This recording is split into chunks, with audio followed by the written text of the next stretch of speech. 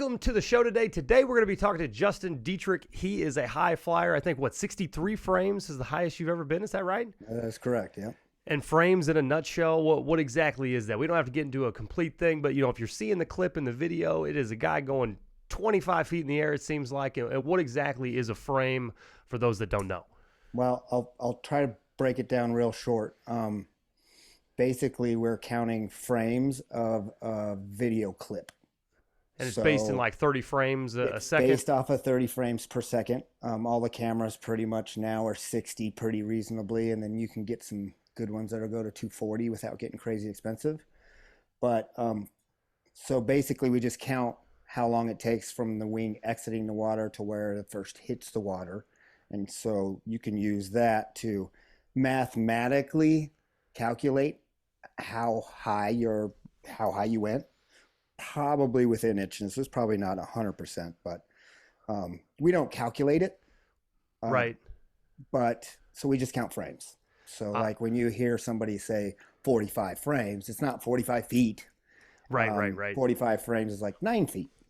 Well, so, I have seen tons and tons of footage of, obviously it has to be the most terrifying moment. Does that ever slow down for you when you're that high in the air? No, it doesn't really. Like everything's hypersensitive, when you do anything like that. Like a car crash, yeah. Yeah, like your brain just kind of goes into auto mode and auto corrects stuff faster than you can consciously do it. Usually you realize it after the fact, but you can kind of feel like once you take off, like when I did my very first 63, I could feel the thump in the handle. It was super smooth, like the landing was on point. There wasn't anything that felt hard about the trick. That's like, crazy. So it was an easy, but I could feel it in the handle and in the ski that one was a big one. So I wanted to get an awful lot into Darkside. I mean, if you are into this sport, the concept Darkside, I think that I've found every little niche of rider. Someone mentions it. Someone talks about the concept of how to jump in the dark side, and I would say you probably among a couple others, I guess, have kind of more or less patented or used this phrase to talk about your jumping concept. Is that correct? Yeah. So Jake Bradley, another pro hydrofoiler, has been riding since he was peanut, man. He kind of coined it off of a pro wakeboarder, I think, called it the dark side, and I think he just called hydrofoiling in general the dark side. But Jake took that and used it as a technique that him and Ben Fernie perfected. And I kind of feel like I was just kind of the third in line to maybe say that I dialed it in. I studied a lot of video myself and a lot of video of them and how it works. And it took me a long time. Like I started wanting to go big in probably 2009 after getting really comfortable on the ski. Started skiing in 2007 really, and saw Jake Bradley do a monster, I think it was a 56 frame air roll at the 2007 Nationals in Colorado. And I happened to be standing waist deep in the water and he practically jumped over me, and it was pretty spectacular to see, especially as somebody that was really fresh into the sport. No ramp, no jump. Yeah. Like dude just went like 20 feet in the air. And, I just kind of one of those people like, I'm going to do that. Like, I can relate. I've been watching some guys go mid-50s here on our lake, and it's as soon as I saw it, I was like, well, I'm going to figure that out. Yeah. So I didn't figure it out because I worked on it and I thought I had it figured out, and I got into the 50s and kind of stalled out about 53. The first time I broke in the 50s was the 52. And one day I had an aha moment, and I figured out the difference of basically what I was doing, which was moving my weight behind the T-bar to initiate a flip versus using the dark side. So the dark side in a nutshell, though, it's for anyone that's starting out new, there's two different types of jump methods. From my experience, it seems as though if you're going a little bit slower, you have less line tension. You've kind of got this longer V-style dip that's all the way down, all the way up, and you have almost the spin is initiated from this longer V, right? And the dark side concept in a nutshell, we'll drop in some footage, but, you're basically going as hard as you possibly can, and then you load the ski and it elevates nearly simultaneously. Yeah, it's when you what happens with the V dip is that they'll cut out hard and they'll put a lot of effort and energy into building a lot of speed. And then before they throw their trick, they stop cutting. And now they're just coasting. And the line has got like a little bit of a drag in it, like a loop, um, because they're no longer against that line.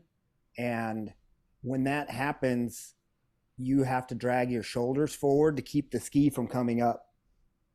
And then so you have to push really hard on your feet to get your chest up, right? Because you're already hunched over to keep it down. Right. And so that's that V. It's like I gotta like push on my feet really hard to come back up and then bring my knees up. And for a long time, like back when I was reading the forums, that was like the go-to to go big. And how big could you And get on that? Like, what did you feel like your peak oh, I was? I didn't. mean, I never broke 50 with the V dip. It wasn't until I started incorporating more of the dark side, which is a little bit more of a check mark. So like if you want to say like the V dip kind of looks like a V, like if you follow the path of your feet almost, you know what I mean? yes. Um, the check mark would be more like a reverse check mark though, like you come in long and then super steep up. And so that's kind of where I started my path, was trying to get the ski super steep without killing all that cut speed I just built up. And the dark side's really it's pretty advanced because everything in hydrofoiling starts with line management.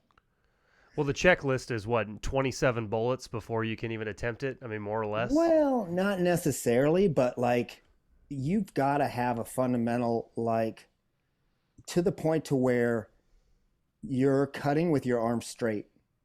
So your arms are out and they're straight. And you're using your body to absorb the boat movements instead of your arms. So when you're skiing, you're like doing this instead of this. So your arms stay out and you use your body to absorb anything that comes out of the boat, and you're locked into the line and you're locked into the ski, and you have a bunch of foot pressure to maintain your flight height. And that's like step one, is basically learning how to do that. So when you start there, so if you were to take out a piece of paper and you're like, okay, I'm going to walk somebody through this process. I want you to leave here and you're going to get on a ski tomorrow and you want to understand it. Let's say that you've got a pretty decent idea of line tension. I think that most everybody could probably brush up on straight arms. I mean, it's very easy to absorb the boat with straight arms. It's kind of a constant challenge. I would think that even you, as you're going, I mean, it's just very easy to let the elbow break a little bit, right? Well, and if the boat is moving more than you can absorb with your core, then you have to soak some of that up. Right. And But that way, in essence, is what's going to lose you the maximal potential of air, right? I mean, you're going to take a little bit of it out. I mean, just like a slalom skier and a wakeboarder, there's nothing wrong with some glass, man. Yeah, yeah. Like it really smooths the boat out. It makes the line super predictable. Um, like if you're in a comp and you go through some chop from a boat going by and you're loaded up and you get a weird pull, it does some really wacky stuff. You say wacky, I say painful. I say It does. painful. I It always can end up be. in the wrong place for sure. It can be for sure. Yeah. Like, and especially when you're, sometimes like I run most of the time, I'm reusing a tower extension.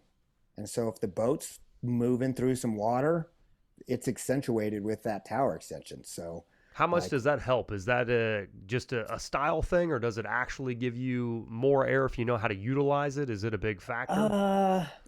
it's funny. It's because it's like some people will be like, oh, you used a cheater tower to, get the world record or whatever.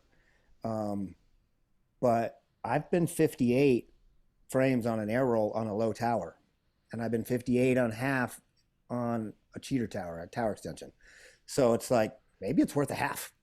Doesn't it You kind know? of almost, isn't it the perfect storm for maximal potential anyway for that specific flip? You know what I mean? Like it's kind of got to be right. It's got to be the right wave condition. It's got to be the right cut speed. You kind of you got it all right there. I mean, Yeah, there's when we go, we'll dive into like the optimum conditions for going like crazy monster big.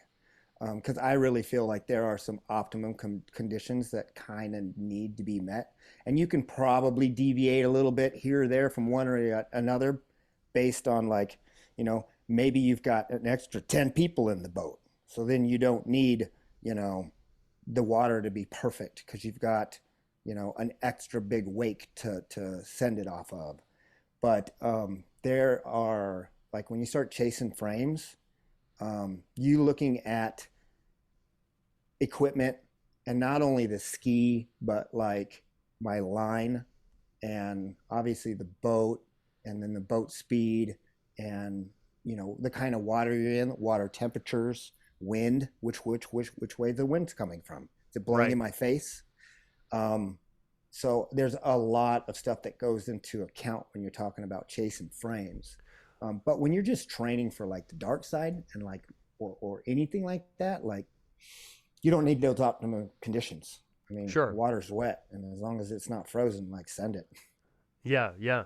Well, let's kind of dive into it. Let's start kind of building a little bit of what would be the base level technique if you were, let's say, at the wake first, and then we'll kind of move into the air tricks. But let's just try to break down the movement to where someone, if I put up your video on YouTube, you have an awesome breakdown of it, arc through the dip. You point out many different things. Let's kind of go through as if we were both visualizing that video. I'll put it in the podcast as well so that people can actually see it. But, your first scene is when you're cutting in, and the cutback is, I have been struggling greatly with turning the corner with a ton of line tension. Sure. If I could jump in the middle of the wake, I'd be ready to go. You know what I mean? But to jump on time, I feel like step one, how do you accomplish the proper line? And don't get me wrong, I've never been as high as you, but I'm starting to really understand racing across the wake, getting out into the flats with a tremendous amount of line tension, and really practicing the idea of that quick feet. Move it forward, keep forward. I understand what to do, but at the wake, how do you get the line right when you turn the corner? Any suggestions with technique? So, all right, I call that the switch. All right. Quick definition: the switch would be like when you switch from one side of your body to the other, like you're on two different edges of the ski, right? Yeah, I blow at So that there's part. the Yes. switch. So basically, like the switch is just timing. If you try to cut when you're on cut and you're cutting away from the boat, like out into the flats, you're going faster than the boat. Right. And no matter where you're at on the pendulum cut, like on that pendulum where you're on cutting on that swing of the rope, if you are moving through that arc, you are going faster than the boat. And if you try to switch when you were going faster than the boat, you're going to ride up the line. So you have to wait until you slow down to where the optimum time to switch is when you're going the exact same speed as the boat.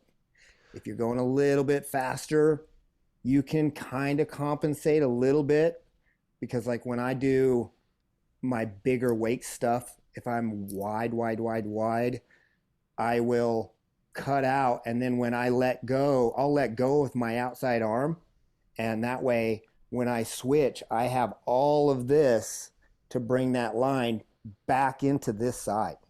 So I have a lot of line that I can pull myself into if I ride up that rope a little bit, because I went a little bit too early. Going after you've slowed down is easy, because now you're still on edge to maintain your position on that arc. And when you're maintaining position on that pendulum arc, you're going the same speed as the boat. So you're ready to switch. So would you So suggest that someone go out there and just stay on edge and then see if you can hold that position and like that's the optimal place to cut back if you were kind of trying to drill it in a sense? yeah, so like if you're trying to go, like if you're chasing frames, then you want as much time to build speed along that arc towards the wake.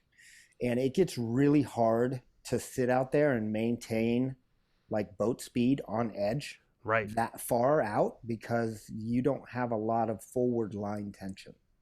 And it takes a lot of energy, and you usually end up drifting back.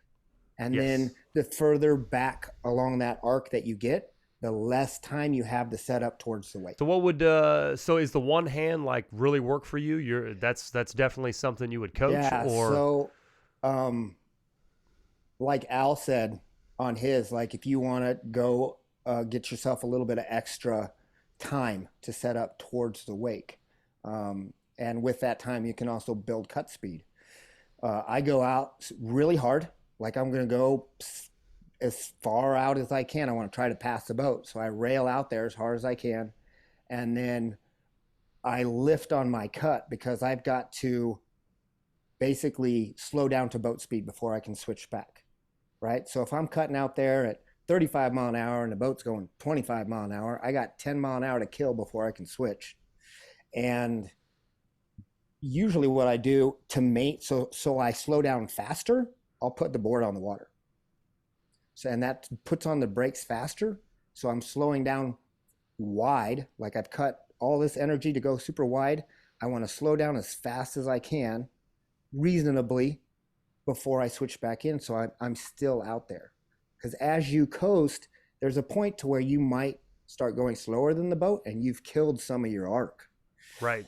So yeah, you get out there, like tap your feet on the water a couple times to kill some speed. If your arm's out wide, that way when you switch, if you went a little early, you can kind of soak that up. And the other thing is like again, we're getting used to cutting with our arms straight. So if my arm is out and I've got that handle out and I've slowed myself down, when I go to do that switch, like I'm gonna bring that back across and then re-grab with this hand, and this arm's hopefully going to be straight, right?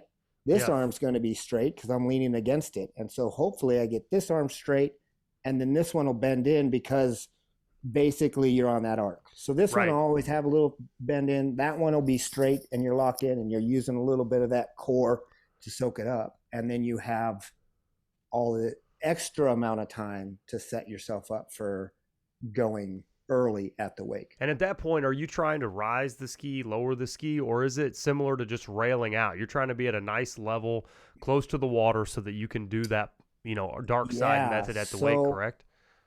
like a slalom skier, if you like lay the ski over and you're high on the ski, the wing's going to come out of the water, cavitate, lose lift, pow, Yeah. you're done. So I tend to do my switches really low in the water, so I can be as aggressive as I want without the wing coming out.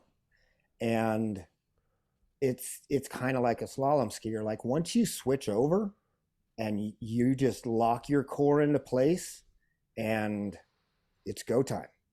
Like Right. I got a buddy of mine that I've known my darn near my entire life. Like everybody knows him by Gorilla, big guy. We were out on the water one day, and he likes to go big, and he works on it a little bit. He's a very recreational skier, doesn't compete or anything, but he does. He's been 50 frames, but he wants to go bigger. He pushes himself, and he asked me, he's like, what do I got to do to like go a little bit bigger? And I'm like, well, you just need to cut in a little harder for step number one. And so we talked about just what I just explained, the whole thing. And I said, now when you do your switch and you cut back in, I want you to lean against that line as hard as you can and go as hard as you can at that wake. And then when you think it's time to go, you should have probably already gone, because that's usually how it works. Yeah, no kidding. Right. But then you do your all your typical stuff, your arc through the dip and your Darkside and all that kind of stuff. But that whole cutting into the process, like if you really lay into it, you can build a lot of speed really fast. So he went out there, cut out wide, did everything, cut in, and just leaned into it and railed at the wake. He went through the wake, did not pull the trigger. He went through the wake, shook his head, did a trick, whatever, crashed. It came around, and I was like, that point where you were scared, that's when you go. And what did he say? He's No like, bueno. Nope. And that was that. That was that. That was the end of it. Like, he's like, I cannot. He's like, I don't think I could ever tell myself to go right there. Yeah. And that's what it is. It's like, you're not, it's water. You're not going to get hurt that bad. Yeah. You know, Well, there's some of those things too, though. Like I've been flirting with this just a bit. For any of those people that aren't so great at this, I would say that when you're railing out, right, and you're trying to keep your ski low, I was just working through this in the last like 2 weeks. What I found is I'm sitting up out there, I'm baking a cake, I'm like, oh, okay, this is good, I'm ready to go. But my posture and everything was moving out of it because there's less speed. I'm relaxing, right? I'm waiting. And every time I would turn the corner, my ski would rise. And I was having a ton of problems getting that tension that I'm used to doing, big air, gainers and things like that. I'm used to a lot of tension, and I just couldn't get it. And one thing I finally figured out was when I cut out, that feeling of ripping on it, I just try to hold that the entire time the ski's dead. And then when I turn the corner, it's like I have all my feet pressure. I have my body sitting how it's supposed to go. But that was something that I was not putting together at all. I would get out there and it was like I'm waiting, and then I would go cut back, and all of the speed posture was nowhere to be found. You know what I mean? Yeah. It's kind of funny, like when you go like, and you really think of, and I'm not a physicist and I'm not an engineer. I kind of have an engineer brain, the way that I think. I probably would have been a good engineer. But when you think about just the general physics of how a hydrofoil works and what the line tension does, you've got basically these wings with a leading edge that have drag. You've got a ski with a leading edge and it has drag. The more ski you have in the water, the more drag you have. Okay. So the deeper you are on the water, actually the less foot pressure you need to keep the ski down. Right? It's true. Yeah. Now, here's another thing. That line that's in your hand is a fulcrum of leverage. Right. So when you see somebody that runs out of line and they start to rise up, they put their hands over their head, and it's changing that pull point to help them put pressure on their feet, right? Right. It's the same thing when you're doing the switch. Like when you're on the switch, you basically don't have any line. If you do it right, you have zero line because you're going the exact same boat speed as the boat.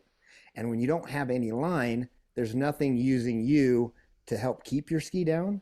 So you have to be prepared for that by keeping the ski low in the water on the switch. Yes. That makes a lot of sense. I've just been kind of getting that. I never even realized it. I'm going at the wake, 1.5 feet out of the water, and I'm going for air tricks like 7 inches out of the water. It was probably not exact measurements there, but that was a big factor. So when you're coming back, your advice is the switch, get right back into that extreme cut, lay on the line as hard as you can. But if you're watching video of yourself, you might think in terms of that as you're giving people tips. When you're seeing the video, you said some really great pointers with your front arm. It should remain straight as you make the switch. Then it becomes the rear arm, obviously. But what is a good foil height? If you see you're coming in at the wake and you're seeing 1.5 feet of foil, that's probably too much, right? All right. Well, not necessarily. So it's hard to say measurements. This is where the dark side comes in. Okay.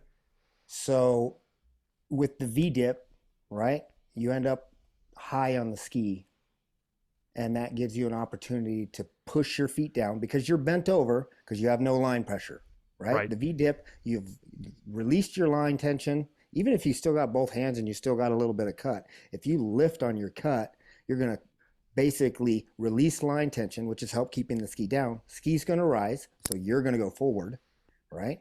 Right. And so you're going to come up, and then you're going to go whack, whack. And that's the V-dip on the dark side. The key to the dark side. Here it is. It doesn't necessarily matter. You want to be kind of lower on when you're cutting through the water. I feel like it's more stable. The wings are deeper in the water. It just feels like there's more it's just, the stability's there when the ski's a little deeper in the water.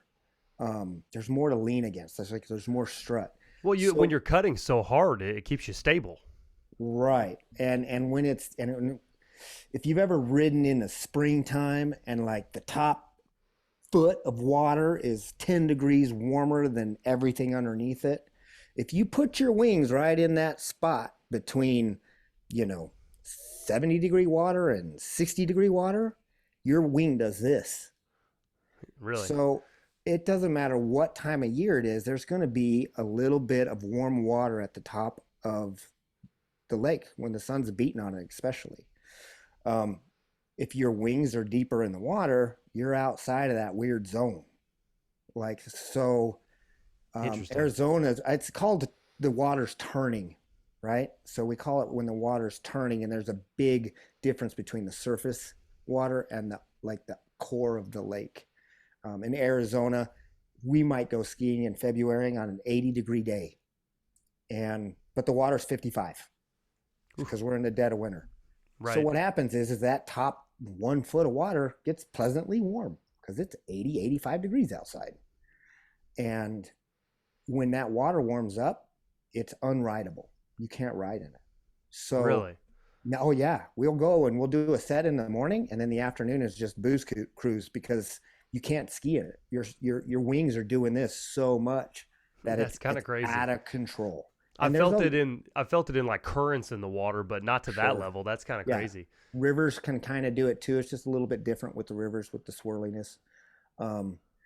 But back to the dark side. So the whole thing is like you're low in the water, you have stability, you don't need a big dip to get your shoulders up, right? To take off.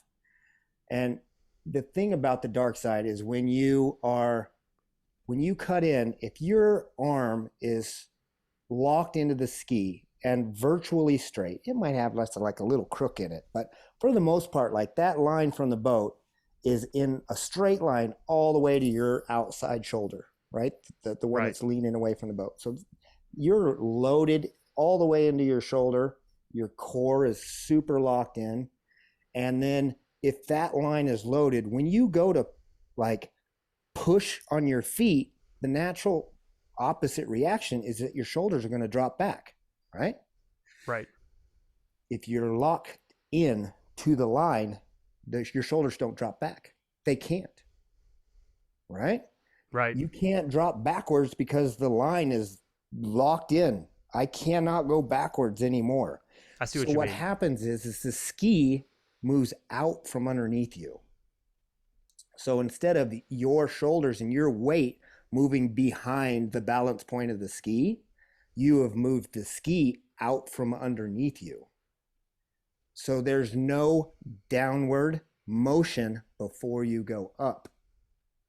If you're going down before you go up, you're using energy, your weight's going down, and that reduces the amount of energy to go up. The whole thing is to get the ski as steep as possible, as fast as possible, without wasting energy going across the wake or, down through the dip. And that's how the dark side works. So you're actually shoving your feet slightly forward, not down. And then once you release the pressure, as long as you have built enough line tension, which does require hard cutting. I mean, you really can't do this at 23 miles an hour unless you're big time cutting and making the speed, right? Like you're not traditionally going to see your average person riding 23 cookie cuttering around being able to pull that off. It requires velocity, right? No, you could do it at any speed. Doesn't matter. But terminal velocity of the ski, though, like you have to develop that, no? Nope. As long as you're loaded on the line. As long as you're loaded and your arm is straight.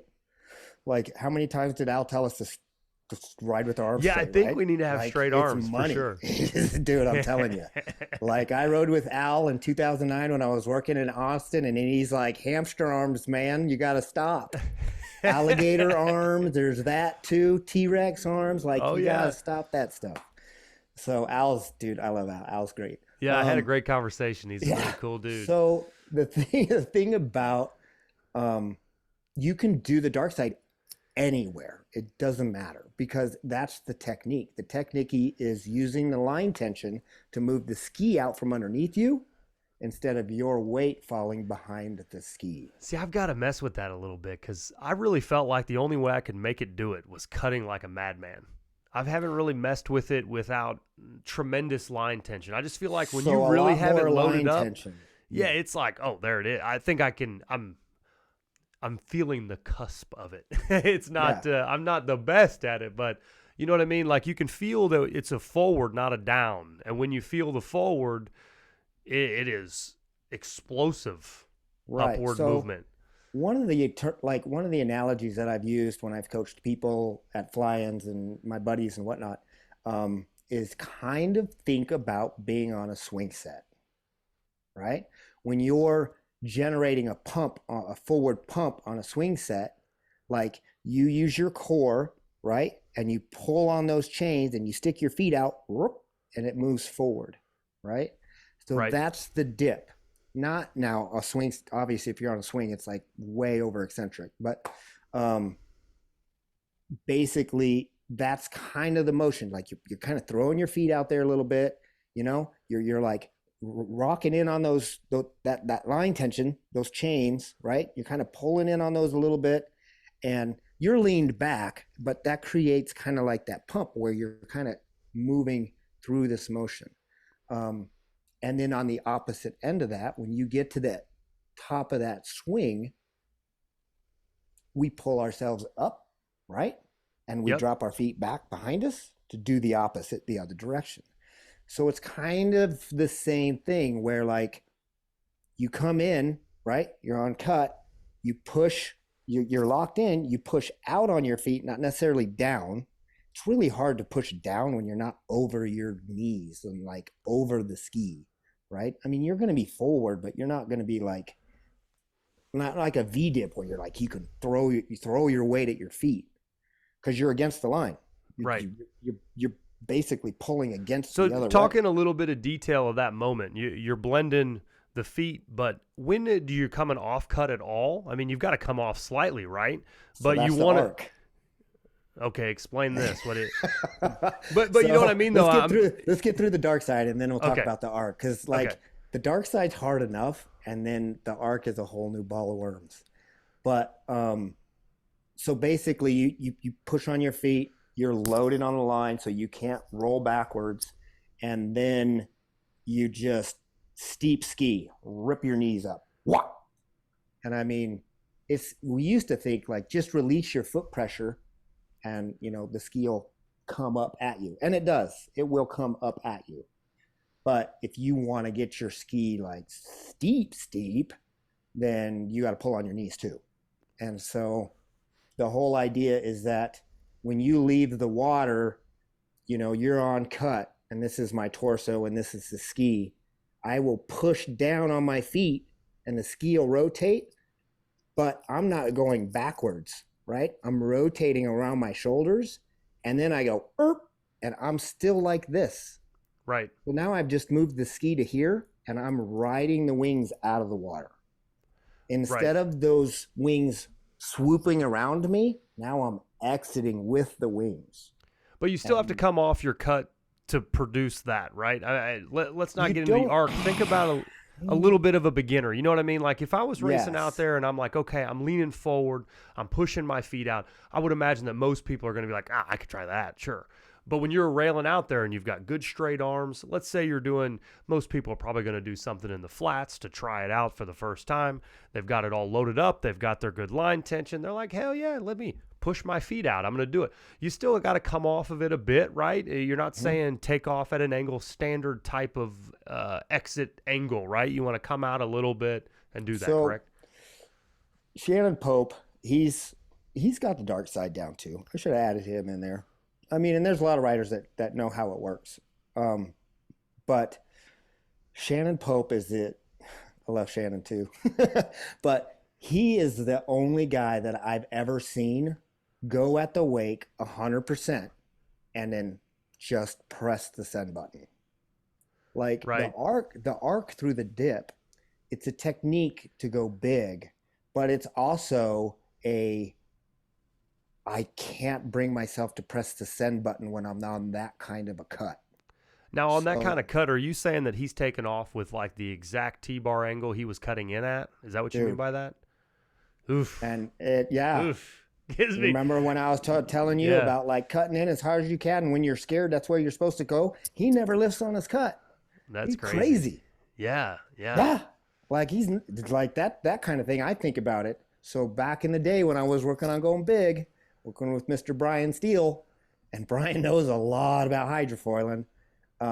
He's like, dude, just rail into it and just treat that wake as a speed bump.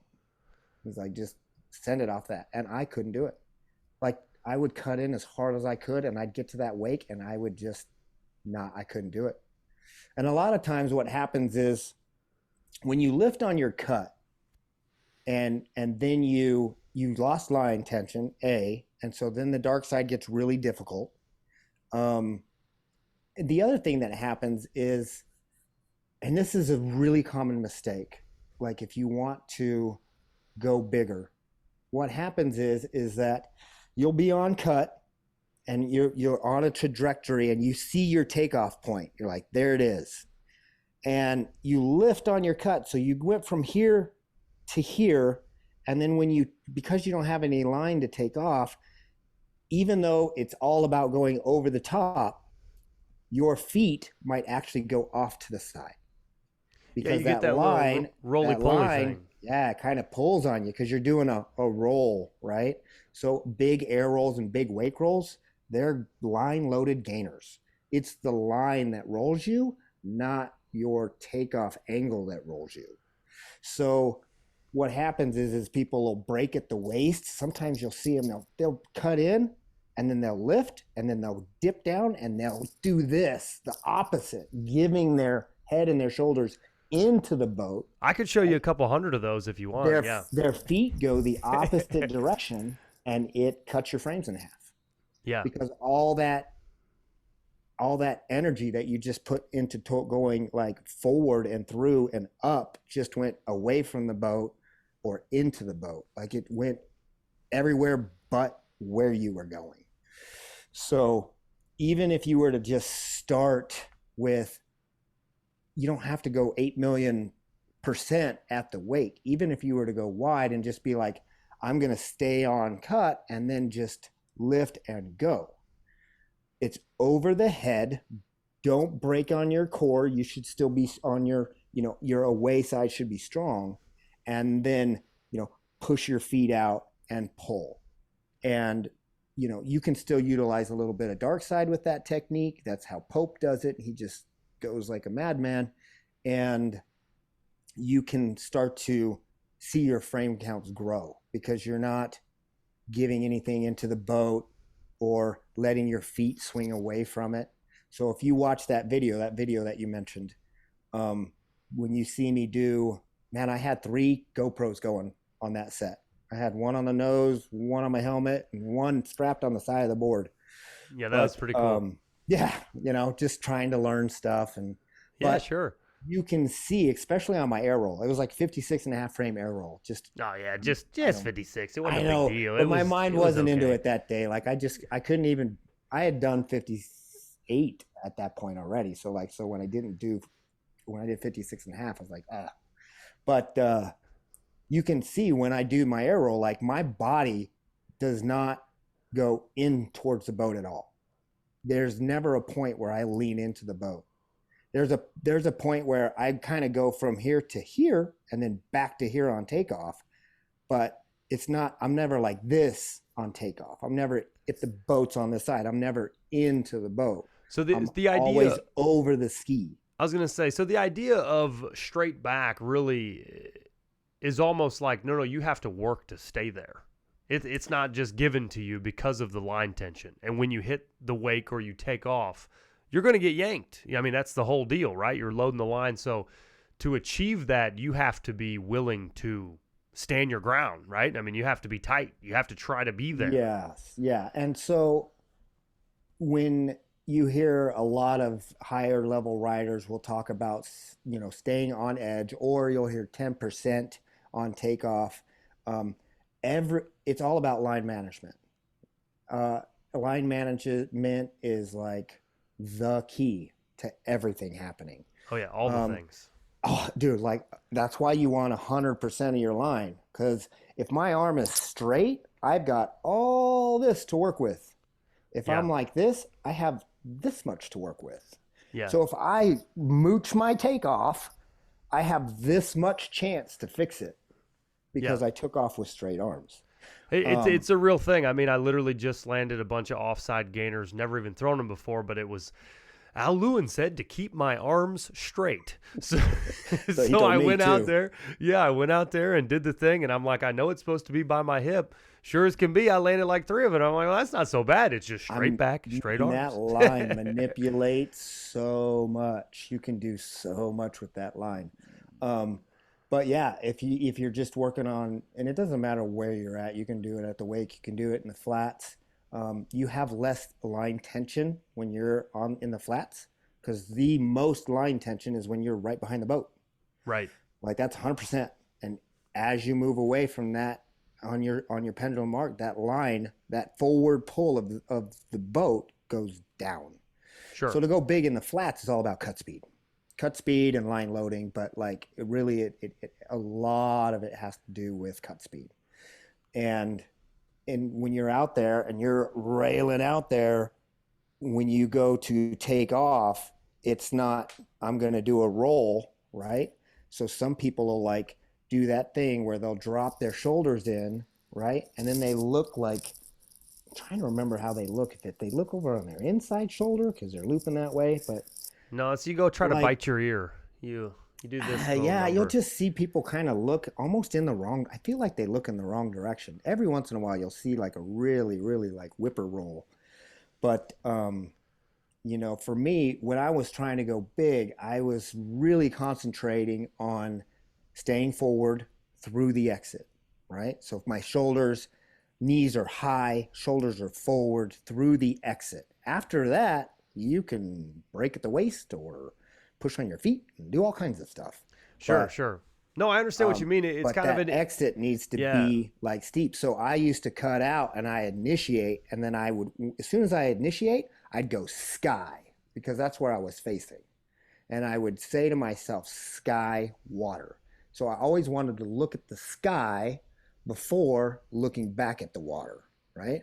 And that way it helped me Interesting. from breaking too soon because you We can still be forward but start to break like right as the wings aren't quite there and you left a little on the table.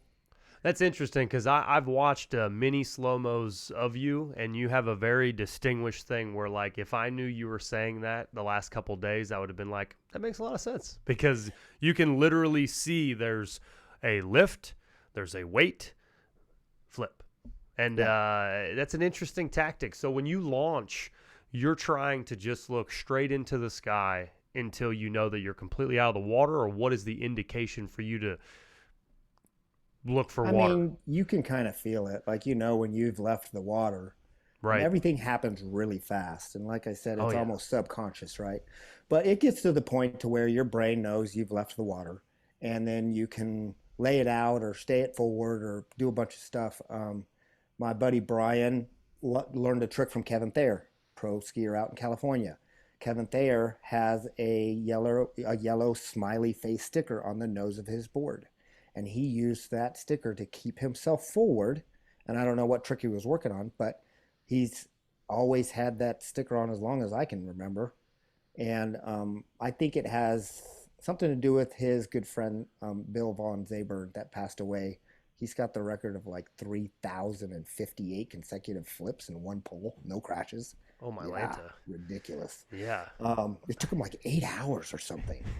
But I'm not even kidding. You I ought to would look need into it. It I is would need something like a else. 7-day ice bath after that. Like, how do you even walk? That's Dude was intense. like an Iron Man, so he was Yeah. probably like nothing. Everyone But I know is about 12 beers deep by the time that dude, there's they no were way. feeding him water with a fishing net and refilling the boat while they're in tow. Like Oh my big gosh. deal, dude. Yeah, Super that's cool thing that intense. they did. Super cool. But basically, like, yeah, keeping yourself forward on every trick when you leave the water. Like if you watch a pro rider ride, there isn't a, except for the double back. That's like the only trick where I see Torian Aaron's is behind, and I mean it is so fast, but Yeah. he's kind of behind the bar on takeoff because he needs so much rotation speed. Right. But every other trick, every other mobe, every front flip, every front roll, every wrapped anything is all forward on takeoff. So do you think that you could probably on any format of you know, honestly, but what Al said, everything's a backflip. So on any form of your gainer, rolls, any of those things, you should have a moment with enough line tension. You've pushed your feet forward. You stay on edge. You launch. You should be able to look at the sky for a split second before you do anything. There should be Sure. that moment. Oh yeah, for sure. Yeah, I I'll mean, have to I try can't that. It think seems of dicey, any but trick that I've ever done where like you, I mean, even with the jump, you're still kind of like, when people are learning jumps, like you have to be forward. yeah, There's no way to do a jump and you're be behind the T-bar because it turns into a flip. I right, mean, a hydrofoil just wants to flip if you lean back. right. So like the jump is the simplest form of, yeah, you are forward. And if you want to do a big jump, then you're still forward. You just go steeper with your knees. So let me ask you a question specifically about from the wake to your air, right? Mm-hmm. We've kind of discussed the technique. You're staying on the line. We kind of just went through that. So Mm-hmm. your moment of launch on, say, an air roll where you feel that big pop in the ski, right? There's no wake to jump over. Mm-hmm. There's nothing to touch. You're creating the lift. Do you feel that same pop at the wake, or are Oh you no, ramping the wake? the Does that make wake sense? is the wake is totally different. But what I mean though, just so you specifically understand what I'm asking you, when you push your feet forward and you feel that big lift in an air roll setting, is Mm-hmm. that occurring at the wake, or is it a different format through your feet to hit that wake? Does that make sense? Because the wake Yeah, I helps see the what you're wings saying. go. Like it's Um, the thing about like they're just two different animals. They really are. Fundamentally, they're the same, but the line tension is so different that they're kind of different animals. So at the wake, we'll start there because most people that go big tend to start there. Um, when you're at the wake, you have so much more line tension because the boat is in front of you. right. And in the case of that, and the boat, when the boat goes through the water, it basically displaces the water. It pushes the water down and out. And when that water comes back in, the same weight of that boat basically pushing the water down and out is coming back in.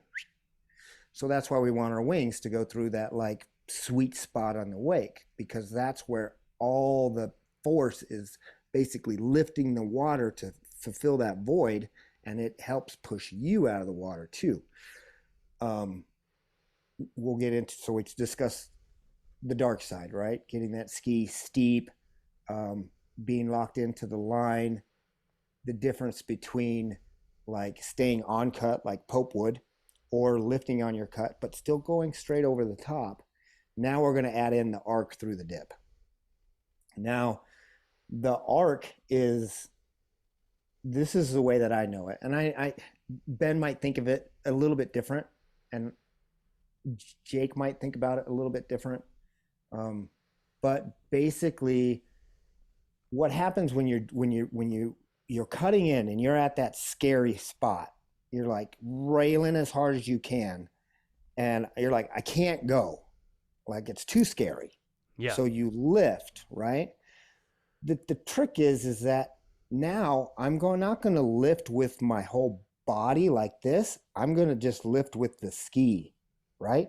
So basically, I stay against the line and I lift with my ski. So it kind of like does this a little bit and it flattens the ski out. Because imagine you're on cut.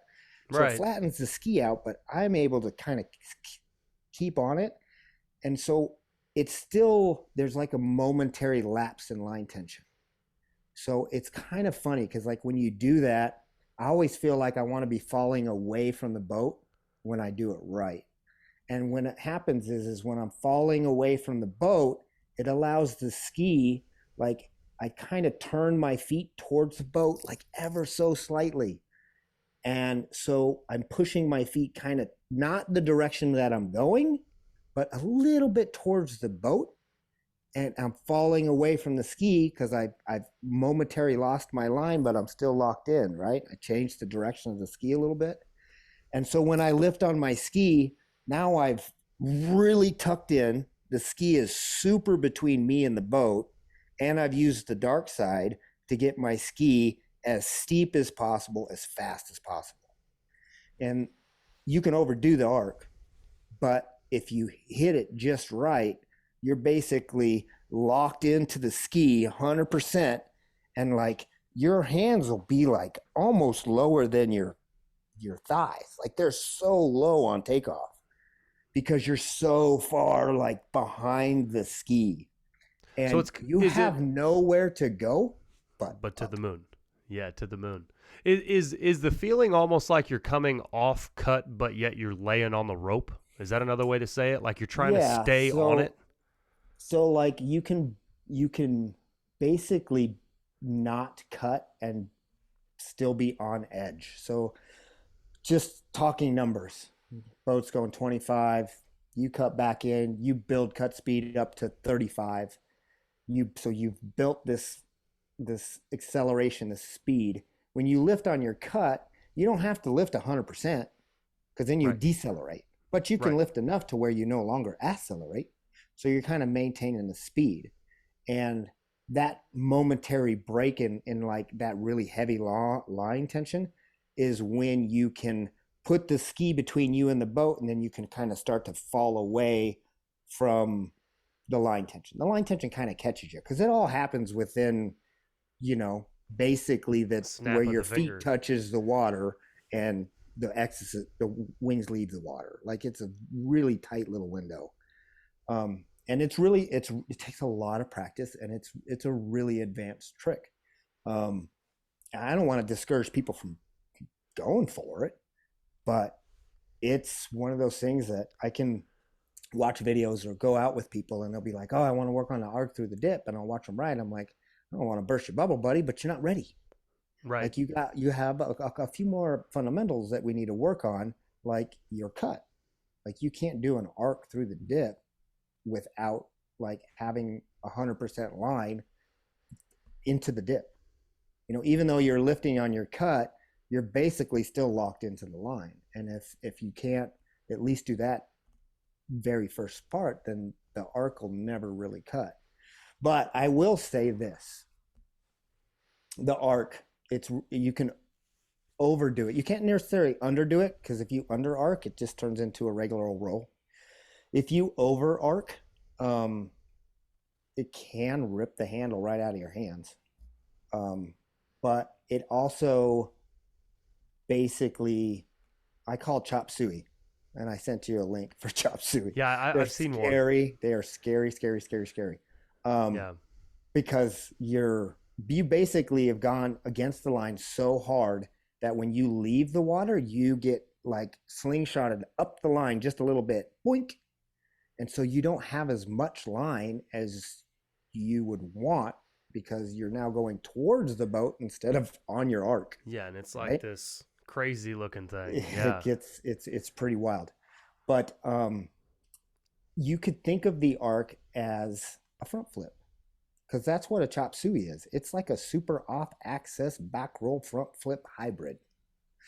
So when you come in to do a front flip, like you were saying that you have some neck issues from over smoking some front flips. Yeah, a couple of them. Yeah, I've been there. And doing the old lawnmower midair. Yeah. Oh, yeah, and then you get to talk like this for like a month because you sniffed the whole lake up in there. Yeah. So when you cut it, when you're doing a front flip, you're basically doing, you're not lifting on your cut. The key to a front flip is you don't lift. But you don't have to cut hard, but you don't lift. And then you do a lot of arc. And so you're basically, when you do on a front flip, you're staying on edge through the takeoff. You never lift. through the takeoff, and then you push on your feet, right? Which actually rocks your shoulders back, which is okay on that case because you're not doing the dark side. You kind of are, but not really. You push on your feet and it rocks you back. And then instead of pulling your feet straight up, kind of almost over your head like you would doing a roll, you pull your feet into the rope. And that puts the ski between you and the boat, and you have no choice but to get dragged out the front. Yeah, it's a ton of line when you do a front flip. Right. Yeah. So if you do, like, the most line that I've ever felt in my hands is when I get my handle ripped out of my hands is from a chop suey. It's an over arced roll. Front flips, I've seen people lose the line on front flips because there's a crap ton of line there too. Yeah. But because you're kind of on cut and you've actually over arced to the point to where you still have somewhere to go, where if you over arc on a roll, you've dropped into a hole behind your ski, and it's just like pow. Yeah. A lot of times it just pows like almost after exit. Like do you feel like the rope? Do you feel like the board movement is more to do with an effort to do that with your legs as much as it is your upper body is trying to sit there and it's doing it in tandem? Like, is the upper body required to make that motion happen? If you watch some video and you watch a lot of front flips, you'll see that their core stays still, right? They push on their feet, their core stays still. It probably rocks back because it's behind the boat. It's hard to see that. Right. But when their knees come up, and they don't come up straight. They come up like with the ski between them and the boat. Sure. Go to no man's land. Yeah. My biggest struggle, and I struggled with front flips for a really long time, and I'd land one every once in a while, and I struggle bust it for a really long time. And I put a GoPro on Master Lee. I had it on the nose of his board. He went out and did a run. I took the footage home and watched it. And he's good at front flips. No problem with him. And one of the things about line tension, like my thing is that I was always off axis. I would get pulled in. And so I could make the rotation, no problem, but I was always off axis. And what I noticed was him is that when he did his takeoff, he didn't do this, he did this. That's all I had to change. By keeping my elbow, like that arm that's got the handle, in close, the spin point's down here, like the pull point's from my elbow and not from my shoulder. Yeah. Big game changer. Well, I'll tell you, I was actually fortunate enough. We need to go back to that in just a second because Sure. I was actually referring to your back roll arc to dip position, not the front flip. But what I was going to say is your tips for the front flip, I would highly recommend someone go, if you want to do front flips, your video kept me on access from literally the first time I threw it. I literally took off steep. You said put your handles on the board. I literally tried to smoke my handle off the end of the board. Pulled it in, tucked it down by my side. Couldn't land them, but I was always straight from like nearly the first one. So that does keep you on access. Now, I can't tell you how to land it per se. I haven't got there yet, but at least you're not spinning like a top, Yeah, you'll get there. Yeah. But my question originally for that part, I think you were answering it with a front flip. But if you're coming in for a big back roll and you're talking about the arc segment, you'd mentioned that you turn the board slightly. What I meant by that was, do you feel as though when you come off cut and you're laying on the rope, do you feel as though that position in your upper body is actually making the feet kind of do that thing? Like, could you honestly sit there and just twist your legs out from under you if you didn't have that drop like that? Like, what does that feel like? What's that moment? What's the sensation so you could repeat it? Man, that's a good question. Because if I'm imagining myself run at the wake, I don't think I could just turn my knees and be like, oh, there it was. Like, isn't that needed? You're almost. It's kind of like, obviously I'm facing the camera, so it's hard to show some of the things Well, pretend that that's need to the happen. wake if you But were on max cut. That would give so us our perspective. basically, it's like a tiny S turn, right? And you don't have to ride the skis with your upper body. You can separate yourself, your lower from your upper. So you can lift on your cut with your lower, and you're going to lift a little bit with your shoulders. It's just going to happen. But the arc is, it's like you turn in towards the boat just a little bit, and this is while you're pushing on your feet. So like you're on cut, right? Typically when I'm cutting in, I'm diving, right? I'm slowly like building line tension, building foot pressure. I'm kind of coming in towards my takeoff. I spot my takeoff point, and then as soon as I start to take off and I know where my point is, I kind of don't push my feet at that point. I kind of just turn them just a smidge towards the boat. And if you watch the video that I made where the GoPro's like facing behind me, and one of them's on the board and then one of them's facing straight down, you can see like the wake of the strut is straight, and then there's a curve right at the end. There's a little curve. That's that arc. So that's that me doing a little bit of an S turn, like I've lifted on my cut just enough to where I can do a little bit of an S turn with my lower body, right? And so I'm driving my lower body away from my upper body, and it's dropping my shoulders and my core behind that ski. So when I go like this and then I pop my knees up, I've dropped behind the ski and poop. That's the arc. So it's like a little tiny S turn, because you still pull your knees straight up, like over your head. Like you don't throw them out to the side like you do on a front flip. Like it's straight up over your head. But you've done a little bit of an S turn before you bring them up like straight towards your head to drop yourself behind the ski. So when you say an S turn, I'm picturing an S, and I'm not seeing the Well, S. so like when you're on cut, you're going straight, right? Right. Like you're on your pendulum, and even though watching video, even though like behind the boat, you have this area of riding. When the boat's moving forward, it looks like when you're cutting towards the wake, like on video, that line looks straight as an arrow, even though you're on an arc. Because you're moving forward at 25 mile an hour or whatever, it looks straight. And so that S turn, when you watch it on camera, it's straight, and then there's a slight little curve, right? There's a slight little curve. Back at the wake, yeah. Towards the boat. And that video that I made, that was what I watched so much of Ben Fernie, because Ben Fernie's the one that mastered it at the wake. Like Jake moneyed it in the flats, and Ben moneyed it at the wake. And I was watching the angle of his board versus his body versus the angle of the camera. So like on that video that I made, and there's even a little segment where I say like, watch the angle, you can see you can see more of the bottom of his board, right? Right. So I tried to mimic him because I don't have Pope's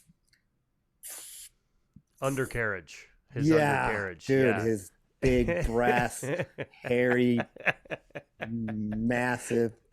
Anyway, I love me some Pope. That's a good story from that guy. But basically, like, it's about getting that ski between you and the boat. And so getting to where you could see more board.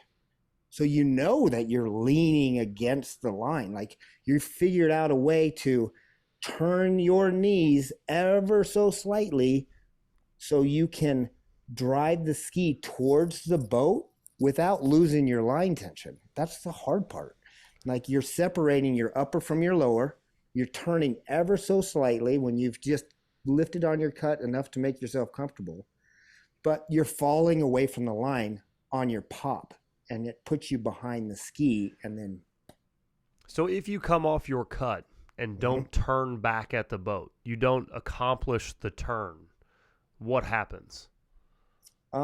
Does that Um, make sense? Like it your just bottom turns half. into it just kind of, if you didn't turn back, it would kind of maybe be like a chop suey, maybe like overdone it because you Yeah. didn't kind of bring it back. Because Because I've done. there's a point where you can over arc and you've turned too much and you've fallen away too much and you've got too much ski between you and the boat. And if it doesn't rip the handle out of your hands, it'll end up turning your roll into a kind of a front flip roll. Not even a front roll front flip, but a back roll front flip. Like the ski gets sucked behind you and loops over the top. And in some of those videos that I've made, if you see me with my hand like out here, like super far out in front of me, because the nose of the board is just going underneath that rope, Yeah. because I've gone almost over the rope. And if you over chop suey and that board comes in and hits your handle or your line, it stops your rotation. Mm. Yeah, that Like doesn't. Yeah. my I. my smallest chop suey on film is like 53. So it's like when you get smoked on a chop suey, they're all bad. Yeah. Side splat at 53, I'm sure changes your day. Yeah, those are some rough ones. I've only had a couple that I weren't able to kind of get the ski back underneath me, but they're pretty brutal when they happen. So a guy like Shannon Pope, when he approaches it, he's not trying to turn at it whatsoever. I mean, you have some comparison in that video, and everybody looks pretty darn similar, a little bit like to the naked Mhm, eye if you looked mhm. at him briefly. Yep. But so he does nothing of that nature. He's got the line, or T-bar still leaned away. He's got everything, and then he just throws it. Yeah, Nothing to if you think about. watch, so that his first time he went 60 frames was in 2000 and I want to say it was 12 or 13 in Havasu. Um, I was filming that and he was the second person to hit 60 frames. I think Ben had maybe gone 61 at that point, but Pope was the second. And when you watch him cut in, like he goes wide, and then I might have cut down the clip because I throw away a bunch of stuff when you're editing videos. But when he cuts back in, if you watch like the trajectory of his approach, it never changes. Like through his dip, and I mean, and that's why he goes like, They're and he pretty lands incredible. Yeah, so far out in the flats because yeah. he used so much energy. Like he couldn't quite get it up as much. I don't know how you would do it, to be honest. Like he did everything that you're supposed to do when you're doing that. I mean, it was a perfect roll, but if I could have taught Pope, or if he would have learned like the arc with as strong as that dude is, and his lack of fear, like he's a pole vaulter. He's used to being 20 feet in the air, but I mean, like sky's the limit on that kid. Like I 65, 66. Like he just had the tenacity to do it. He just never incorporated the arc. Interesting, but you don't think that had potentially, you might say maybe he could have went bigger if he went faster, used this, did that, had the best day. Do you think there's any possibilities Uh, like that, or you think it's a superior elevation technique? so the thing about, and there's, you want to argue about something on the internet, you argue about frames, Right. but uh, frames is, there's a mathematical calculation that basically if you measure something that's in the air, if it leaves from 0 mile per hour going up to a point to where it stops and then comes back down, if you measure that, because gravity is completely constant and time is completely constant, you can calculate how far you went. These, I don't know it all, but like gravity's, pulls down at, I don't know, 2.6 meters per second or whatever it is. But you can calculate based off of time, right, and gravity, how long something is in the air is how high it went. And it doesn't matter what trajectory that it went. If you leave it 60 degrees or 30 degrees, 45 degrees, 45 is the optimum to go the longest, right? Or 60, 90 is the highest. So if you have X amount of energy and you want to go the highest, you leave at 90 degrees, right? If you have that X amount of energy and you go 45, you're going to go the furthest, but you won't necessarily go the highest because you used energy to go out and not up. So that's frames. It's all about going up, and it's about getting that ski steep. So like when you watch Ben Fernie's videos, 60, 61, 64, and my videos, the really big whoppers, we don't land very far out into the flats like Pope did because we used our energy to go up instead of out. And that's why our frame counts are up. Yeah, I don't know. I've seen one video of Pope. I think it was 60 or 61. But to see that, if I would have been on a boat to see 50 feet, I mean, it's incredible to watch how much distance he covered. It's kind of crazy. Well, and that's the argument. That looks so spectacular because of the distance that he travels. Yeah. But using that mathematical formula, time versus gravity, right? Time in the air versus gravity, those constants, you can calculate height, and that's what frames are. Frames are time, right? It's 30 frames per second, and Right. it's 29.97 frames per second or something. But like that's how we get a general idea how high we go. So the whole thing about the arc is to use our energy that's coming towards the wake to go up instead of out. So on a 63 frame ride, are you hitting 60 every time you do a flip that day? Or is it more of like, yeah, that one was pretty epic? And, No, yeah. So like when I very first went 63, so when I did 60 frames the very first time, so on that like training video that I have up, that was the first time I hit 60 frames. And what it was was that a little like? bit of, Did you it feel was like a a chop schoolgirl? suey. Yeah. I didn't know. Like Yeah. if you heard the audio, because I didn't put the audio in, there was just music playing, and I have the audio, and I posted it a long time ago because it cracks me up. But I talk to myself a lot when I ride. I do it when I ride my bike. I just talk to myself, and it just it brings it to like what I'm supposed to do. I went, cut in, did my thing, and I just remember it like about near ripped the handle out of my hands. Like it was just like whack. And I remember my, like, even in the video, I think I said that my core buckled, right? So that core buckle is basically the line is like, ugh! It Yeah. had did that to me. I didn't Yeah. I was trying not to, but like I'm trying to stay here, and it's like, ugh! Like this, and it rocked you, and it, it's like all the way to the edge, and then over the end, chop suey, just cleared the tip of the board, and over rotated it just a smidge, and I landed it. I was like, I knew it was a monster. I felt it in the handle. Like, that thing was like, oh my God, it just hit, bam.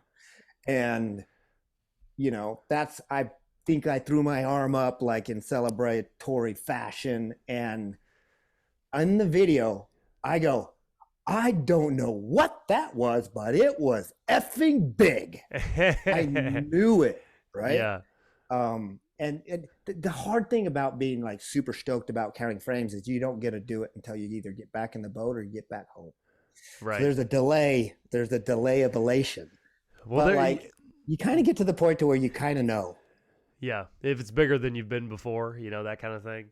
Yeah. So like the 63 on that run, right? So talking about chasing frames, water temperature, like if the water's too hot, it does not have the density to go monster big. Really? Like, yeah, anything over like 74. That's my problem. That's what it is. Dude, I'm telling you, all those guys riding in a 90-degree water, don't even try. I knew that was my issue. It's not technique. Serious. Like when the water's 89 degrees in Phoenix because it's 117 degrees outside, I do not count frames the rest of my time. because I know that they're not going to be there. So water temperature has a big to do with it. Wind, like you don't want wind in your face because you want to have maximum cut speed at the wake, whether you're doing it in air roll territory or at the wake. When the wind is in your face, you can feel it when you ski. Oh yeah, it's horrible, I right? feel like you got a tarp behind you. Obviously if you got a lot of wind at your back, the boat starts, there's going to be chop unless you've got some hidden cove. Right. So wind speed has a little bit to do with it. Boat speed has a lot to do with it at the wake. It doesn't really matter in the flats as much. And we can touch on that in a little bit. But basically you go super wide, like we very first started talking about. Super, super wide. Slow the ski down. Do your switch. 100% cut speed at the wake. Spot your takeoff. And then you take off and hope for the best. When I was doing that run, there's a couple of things that you can do that helps. Cocaine, is that one of them, or No, you got to be ready to rock. Caffeine. Yeah. No, so like boat speed helps a lot, especially at the wake. So what speeds we talking here? 30 mile an hour. Oh, man. Like I think Ben was going 30 or 29 and a half when he went 64. Ben's thing was he wanted to be able to do all of his tricks at the same speed that he would do his big air.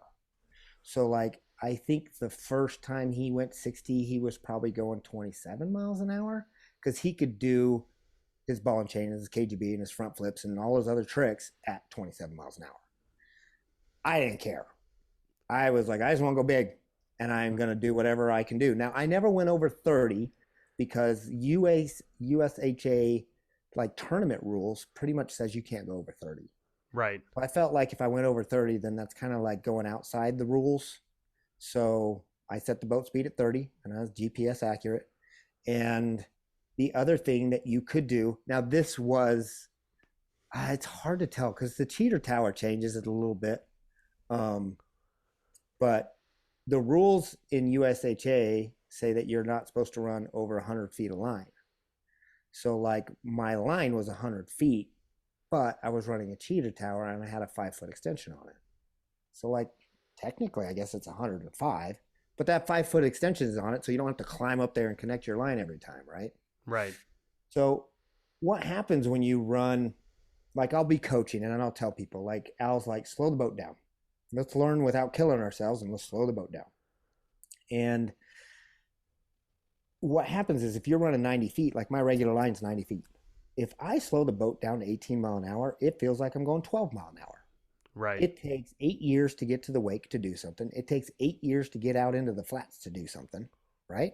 Like your timing's off.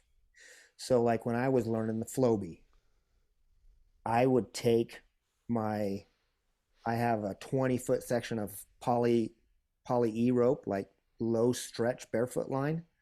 On my line, I would take that off, that 20 feet off. So I'd run 70 feet, 18 mile an hour and work on tricks. And that taking that 20 feet off made it feel like I was still going 23 mile an hour, but I was going 18 mile an hour. Right. So there's a timing that happens. So when people are like, oh, 30 mile an hour, that's crazy. That's so fast.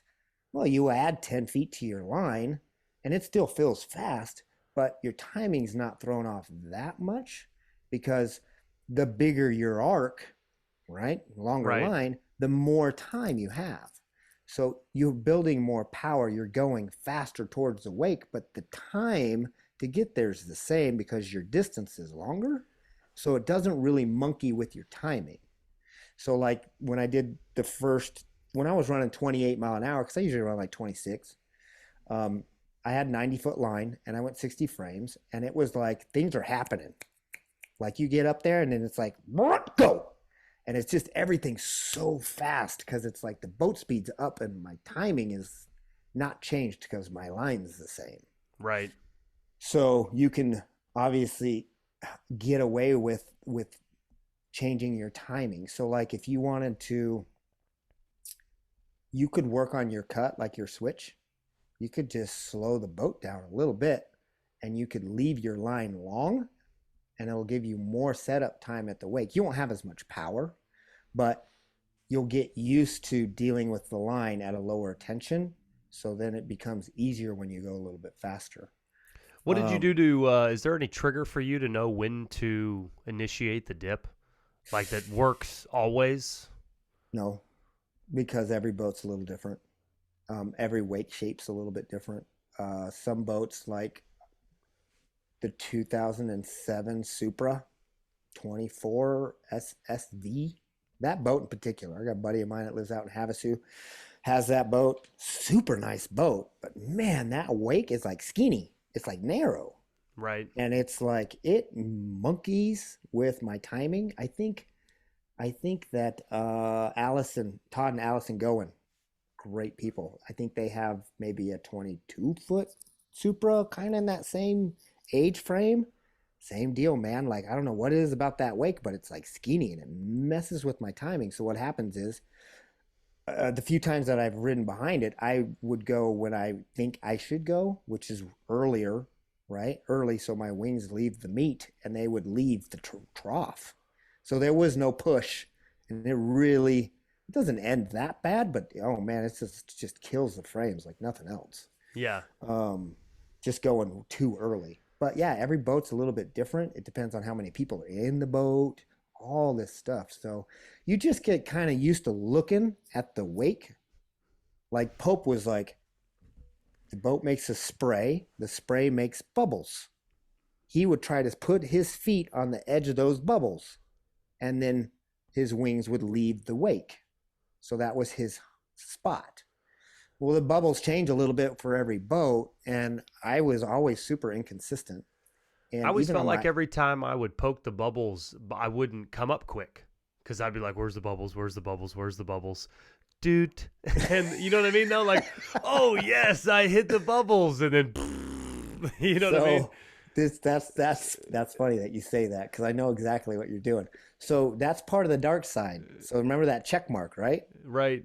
When you're cutting in, you might be a foot off the water, and then it's like, there's the bubbles. That's where I want to touch my feet. And you're not like foot, touch my feet. You're gliding in, touch my feet, right? Yeah. So it's that your approach is like, I'm going to touch my feet, yank my knees, right? And that push towards that is, when you're loaded, is the dark side. The ski swings out from underneath you. You rip your knees high and... So you say rip your knees with like a lot of enthusiasm. Is it like that intense? Because I don't know that I'm yanking knees. Like you're yanking your knees? Oh yeah. Okay. Yeah. Like okay. if I for some reason my balance is a little off, or the ski's a little fast, like it's yaw. I guess I don't know what you would call that. I'm not a pilot, but porpoisey or up something. and down. Yeah. If the ski's a little quick, I can get behind the ski and then I'll over rotate. Most of the time I can overcome that because I take it off with straight arms and I can stop my rotation and still recover. Right. But if that's pretty much about it. Like I used to think it was just release your foot pressure. I really did. For a long time, I thought it was just release your foot pressure, and then the water gets underneath the wings and it kind of pushes the knees towards you, which it does. Yeah. But if I pull on my knees, my ski gets steeper faster. So the whole thing is like when you're doing the dark side, you're coming in on your check mark, right? You've done pushed on your feet, the ski's rotating out from underneath you, and then you're just basically going boom as fast as possible. And so the back of your ski, like your strut is still, you've got 40 inches if you're running a 40-inch T-bar, 40 inches that you get to ride those wings up out of the water. Right. Like if you cut in and you miss touching the board on the water, you're not going to die. It's just going to kill some frames because you're not using all your T-bar to get out of the water. And the Right. steeper you can get your wings and the deeper you can change that angle, the more you're going to like ride those wings out of the water to get to frames. Interesting, because I felt the swing feeling. I feel those things, not as much at the wake as I do in the flats, just for my own demise of being extremely late. But I just don't know that I've ever thought to just yank the heck out of them, because they do come up if you shove the ski forward, they come up. They You know do. what I mean? Yes. But I think I'll be Once you're starting to like, yank. if you watch the videos of a lot of riders, Yeah. you will see that, especially like guys that are doing mobs that are trying to kill the roll, like Al and his KGBs, or even a ball and chain. The whole thing about a ball and chain, I know it was named off of a trick that I think they do off of ski ramps. Yeah, I think because Gino Yaku invented it, and you'd have to ask Gino, but I think that he did a ball and chain off of a ski ramp, like show ski ramp, like Right. and then took it to the hydrofoil.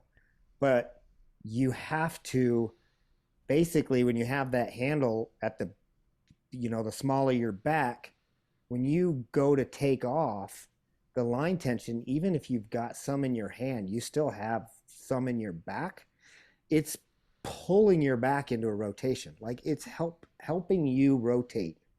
So by taking off like this, and this is the ball, right?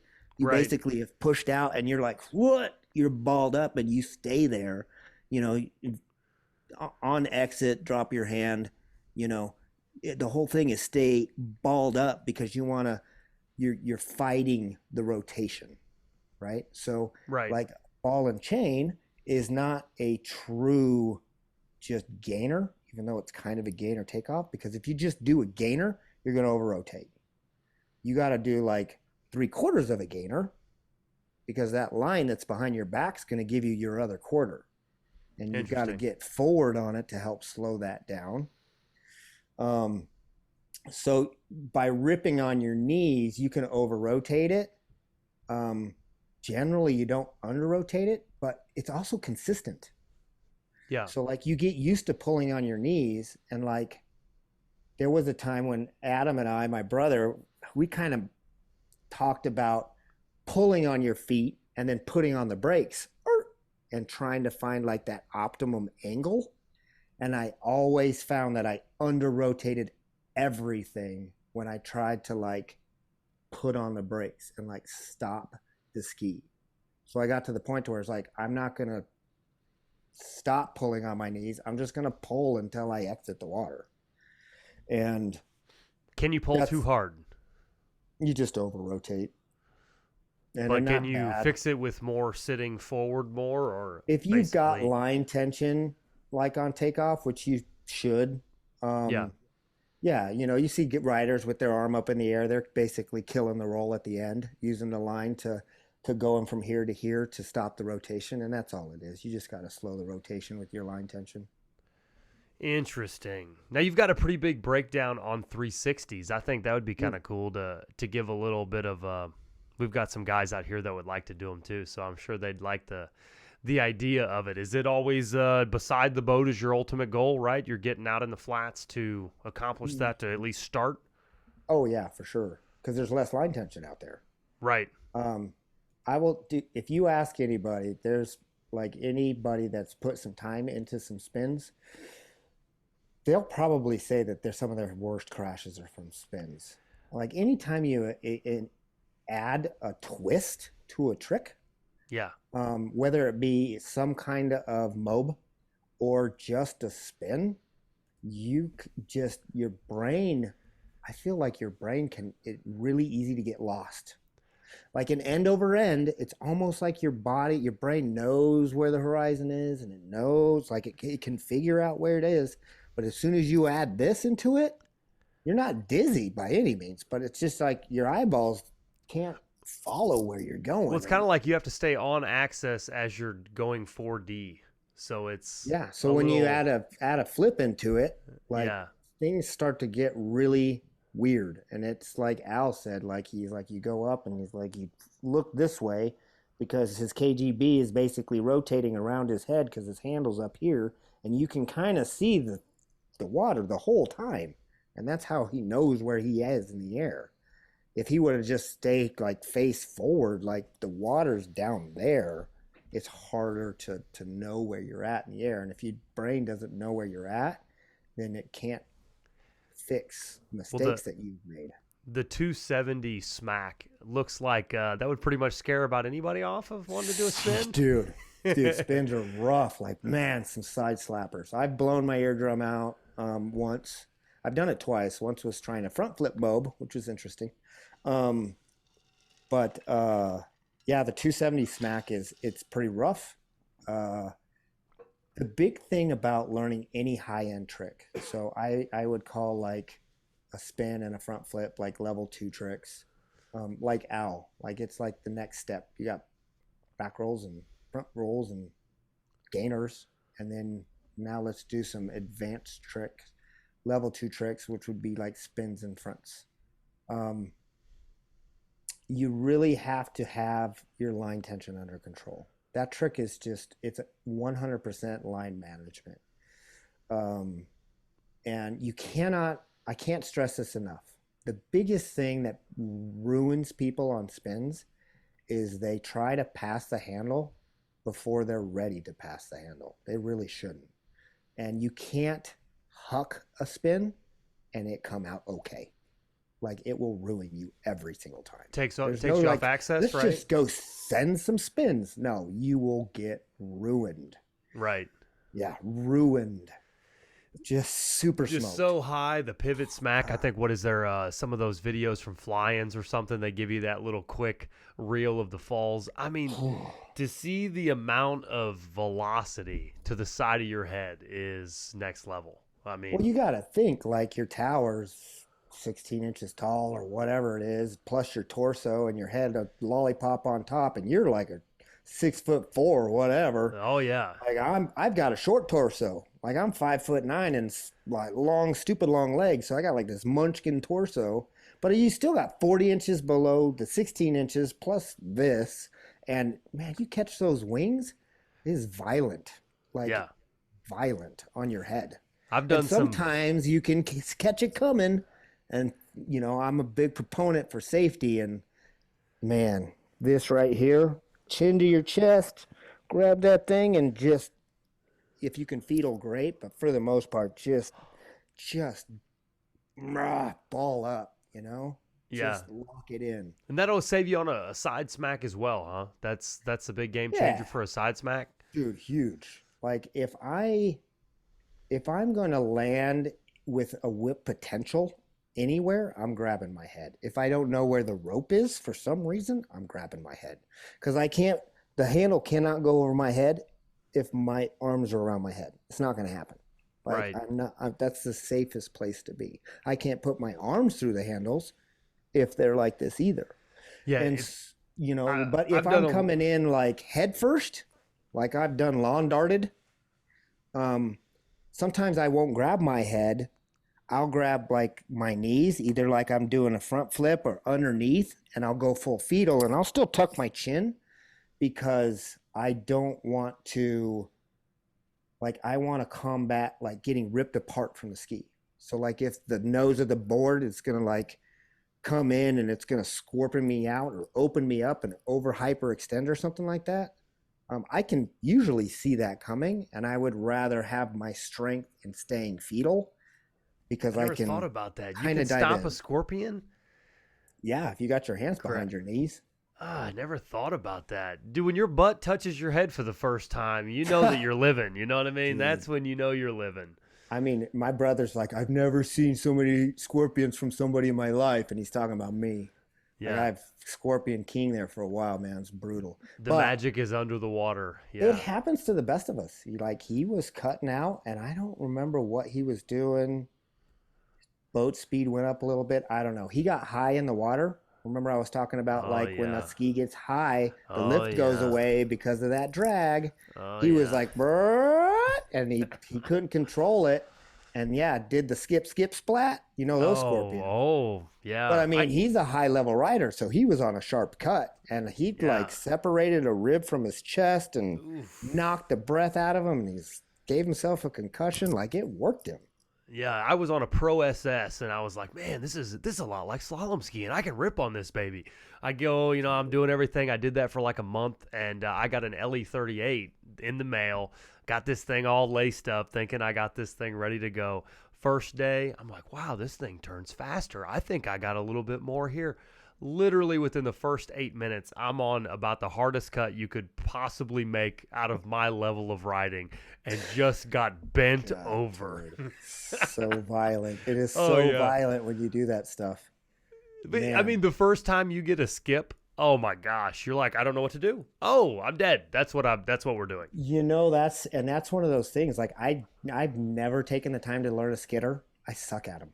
I'm Oh, just you not good should. at them. We should. Yeah, Well, we ski with Carmen all the time, and that's I what know she's into. really She good loves at the it. skidder, but it does help. Super Dave. I've seen Super Dave do like full on whip skips, like foot out, drinking a beer, like beelining through Thunderclap Alley. Like, dude, stresses me out because I don't skitter. Oh well, you But need like, it if you I'll ever tell do that. you, I will skip out, Yeah, right? Like I'll cut out and I'll get out from underneath the ski. Like this, yeah, I'm out of control. Like I can't get it down, right? Like there's no line. I don't have the weight to do it. And I'll sit up, bro, and I'll kind of skip or jump or like little skiddy skids. But like it's a safety thing that I've done figured out. So I don't do that yeah. skip, splat anymore. Oh yeah. There's a video of Kevin Thayer, I think it is. He's coming in to do probably his front flip, and Mhm. just gets murdered in the middle of the wake. Just, I mean, Oh he's yeah, racing across to do that air front or whatever he mhm, does that's huge. mhm. And oh my gosh, I don't even know. I I don't know if think he he hit died that day something and or someone helped him out. I don't know what dude, happened. Kevin is like an Iron Man. You could kill that guy. Yeah, Yeah, he's fun to I remember watch. that video. Like I rode with Master. I still ride with Master Lee, Mark Lee, quite a bit. But one day we were out, and he was just like, he's a guy. We're two peas in a pod. We're like, we're gonna go bigger. We're gonna do better. We're just like we go out and we work, and we enjoy it. Like that's what drives us. We're frame counting and trying to new tricks. And one day he's like, I'm gonna go do the biggest front flip I've ever done in my life. And I'm like, yes, camera's rolling. I got it here for And you, buddy. he cut in at like as hard as anybody I've ever seen cut in to do a front flip. And his brain at the very last second said, no, you will die. And so he didn't throw the front. Like he pushed on his feet and then he didn't pull on his knees. And so Oh gosh. his wings left the middle of the wake on one side, and then they just touched the top of the wake on the other side. Oh, And it full scorpion, dude, just brah. And it didn't rip him out of the ski, but it broke the strap on his helmet, like straight up blew his helmet off his head. oh And man. you got to understand that Master Lee, he's like 5'5", maybe 5'6". Like he's a little guy, and he probably weighs 140 pounds. He's lucky. He's eighth degree black belt in Taekwondo, like Grand Chief Master. Dude, like I've seen that guy with some barbecue tongs, like he'd Yeah. mess you up. But I like don't know. That Wake might have won that battle that day.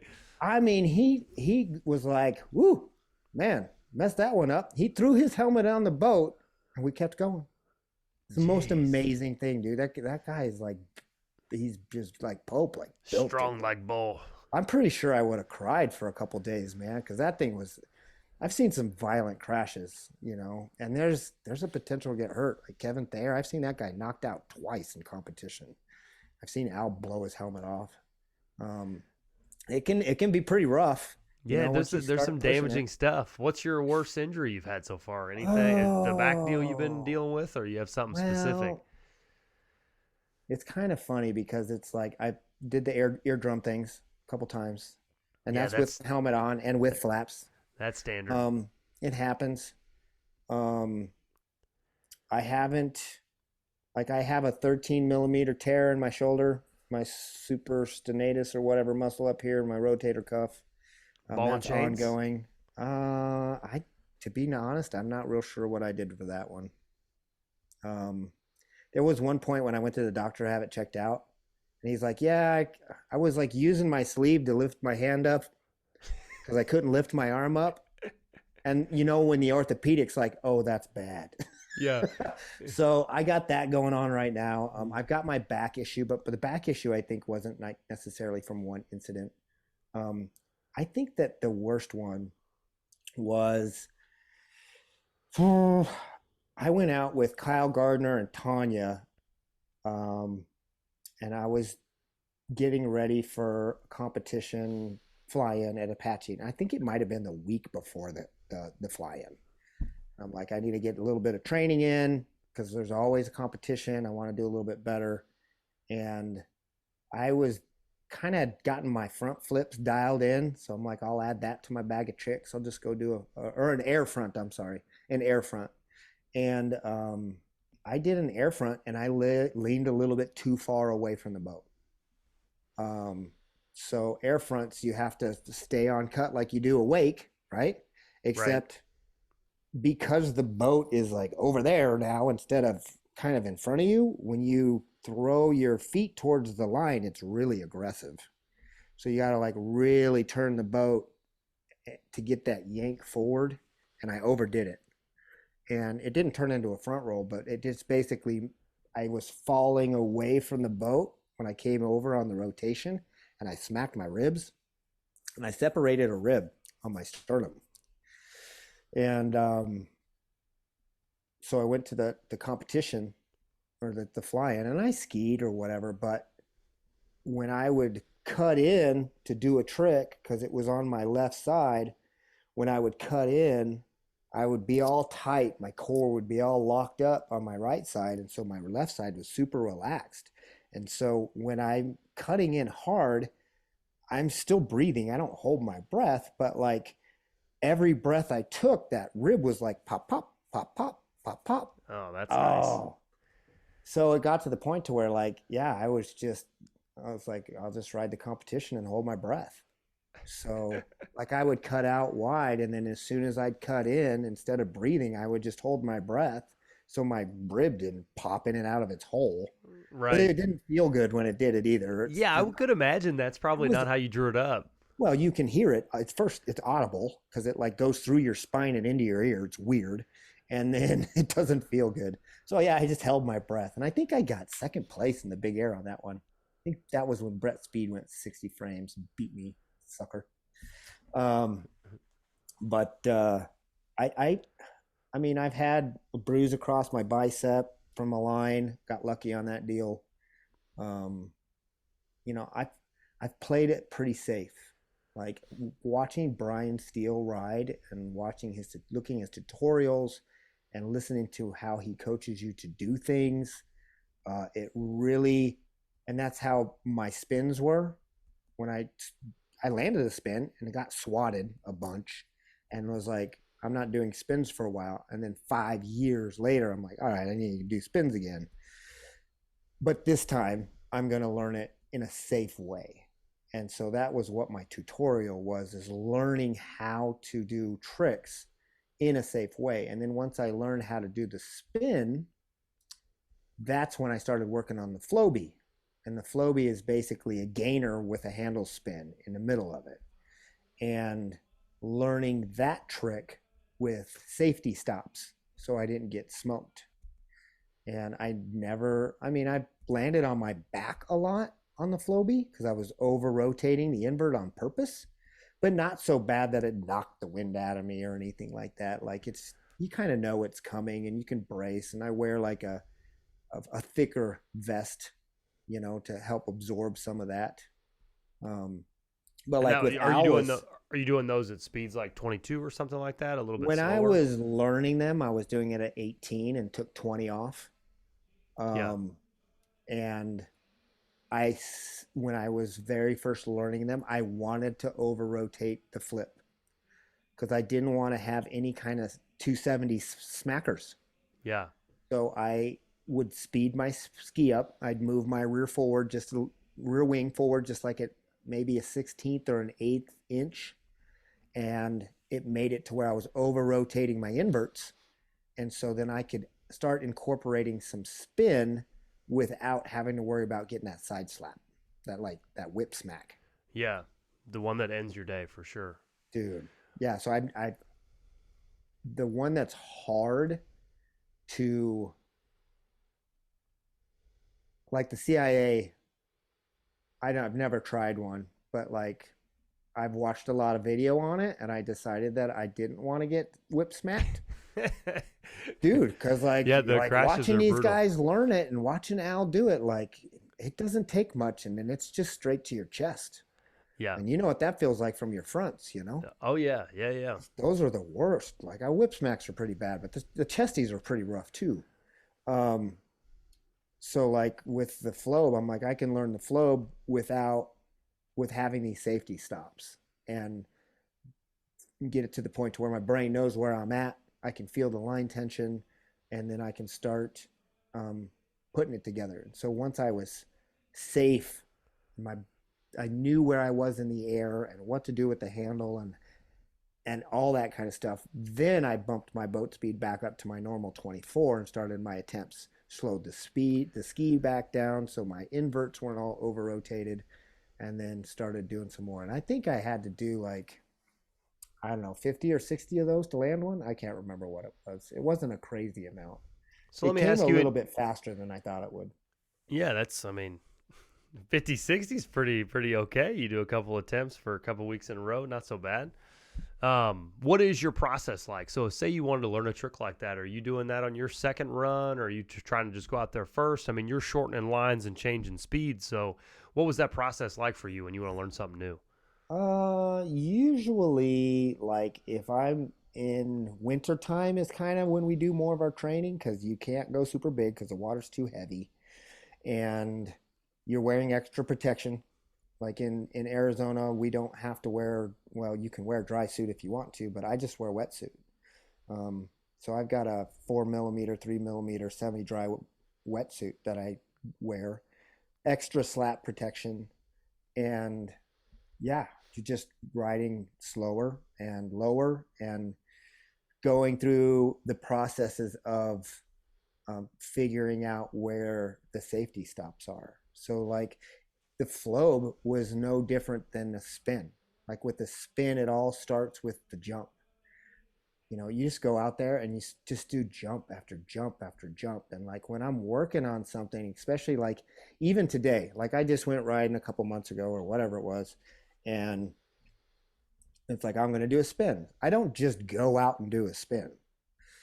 Like because I don't ride a lot, I cut out and I do a jump and I feel the line and I feel my jump and like make sure that I'm jumping on that 10%. So like I'm on edge just enough that when you jump, you get twisted into the boat, right?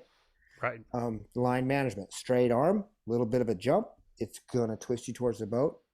And if I'll do a couple of those, and so like I'll cut in, and I won't go back across the wake or whatever. I'll cut in before the wake, and then I'm just right back out. I don't even slow down. I'm like right back out, and I'll do another jump. And then after the third one, if I feel like I've got my drift fine, just let it keep drifting, and then the spin just kind of lands. So it's all about just making sure that your safety zones are there. You know what I mean? Yeah. Feeling in control, not just rushing into it. Line management is like it really is a I can't stress enough of how important straight arms and line management is, because if you do a spin right, you basically don't have to pull the handle to make the spin happen. It happens on takeoff with your line management. So like you're on your 10% cut, so you're just leaning away from the boat just the tiniest of bits. And so when you jump away from the boat just a little bit, it just pulls you in. And then all you got to do is just kind of keep the handle between you and the boat, and you're doing a spin. That's Yeah. it. It's so chill. The handle pass, everybody just they'll get up here and then they take that handle and they just rip it and like whack. And that's not what it is. The handle pass is basically just keeping the handle between you and the boat. That's all it is. It's like keeping tension through the whole thing. That's the timing of it, basically. Right. Riding So the like tension through. you take off, right? And it pulls on your right shoulder because I'm going to be on the driver's side of the boat. It's going to pull on my right shoulder. It's going to initiate that spin. And I'm just going to basically keep the handle moving. And that's just going to keep me spinning. If I were to jump and it pulls me on my shoulder, if I take my hands and I just move them to the outside, it's going to pull on this shoulder and it's going to bring it back. Right. And it's just that's it. And so if you can get your jump and your drift, that pull on that arm to generate your spin. So Brian Steele called it spin torque. So I utilize that in my tutorial, like generate spin torque with that 10% takeoff. You basically the spin will land itself. It's almost scary how easy they become when you don't force them. So is the 10% like, is that your starter cut angle, or is that how they're all landed just because it's easy to control it at that cut angle? Yeah, so the spin's funny because like if you go out there and you do your jump, like if you're doing your prep jumps, like my prep jumps, if I go out and I jump, and even if I drift, right, and I land where when you jump up, you use a little bit of line, right? You're going to use a little bit of line when you jump to pull yourself forward, to flatten that board out. So you're going to use a little bit of line for that. You're going to use a little bit of line to generate some spin torque, right? Right. And basically, if you wait too long in your cut, so you cut out and then you wait, like you said, you're like pulling out your sleeping bag and cooking a hot dog and Oh yeah. all that stuff, right? Like if you wait, what happens is that switch is coming where you're now going slower than the boat.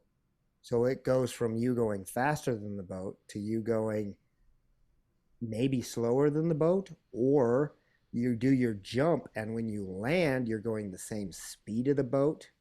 And when you're going the same speed at the boat, you're like at that slack part in the line and you sink, right? Right. So I call it a pothole. It's like you found a pothole, like boom, like you got nothing to pull you out of the water because you're Yeah, on the switch. Yeah, right? it's not the best time to land in the water, that's for I sure. mean, you can do so if your jumps are potholes, you're not jumping soon enough. So if you go out there and you jump and you're sinking in and you're right at the switch, you know, Yeah. you've waited too long, or um, you're just not quite building enough speed for the amount of time that you waited, right? Because it's all about going faster than the boat. If you rail out there crazy hard, you can camp longer. You can hang out there longer because you're going so much faster than the boat before you initiate your trick. And that's how I do it because I like having time to feel like it's time to go and not necessarily go because I'm going too slow. So like I rip Right. out there pretty hard and then I'll coast and then I'll go. And but I'm still when I land, I'm going faster than the boat. That's the key. I never really, When not as far as the spin goes, but I've done many gainers, and I've flirted with different places that I land. I've never really understood why. I knew I was probably just a little farther, but that makes so much sense of why you're landing in a pothole now that I've heard it. Like, no, you're going slower than the boat, so now you have to wait a second. I don't know. I just yeah. never thought about it like that. It's interesting. So like you've got a nice gainer and you've got all the precursors for Darkside. You've got a nice steep takeoff. You don't, rock your shoulders crazy back. Um, there's things that you can do that will increase your landing percentage. Not that you might not have that problem, but if you rail out there as hard as you can and you lift on your cut, still 10% though. You lift on your cut and go. No hesitation. Like rail, lift, go. Right? Yeah. You will find you can do two-handed and maybe catch a little bit more air, But for the most part, you're going to see your biggest gainers, and they are going to be your easiest gainers to land, because when you land, you're going so much faster than the boat. So Right. you have all this line to work with because you're still driving up through your arc. Where if you want to go out there, Tim Batten, this guy that lives out in the Parker Strip, he's old man Tim. He's got a big old long weird white beard, super nice dude. When he does his gainers, he cuts out, and then he waits forever. And then he'll do a flip right at the switch. Little tiny guy, bloop.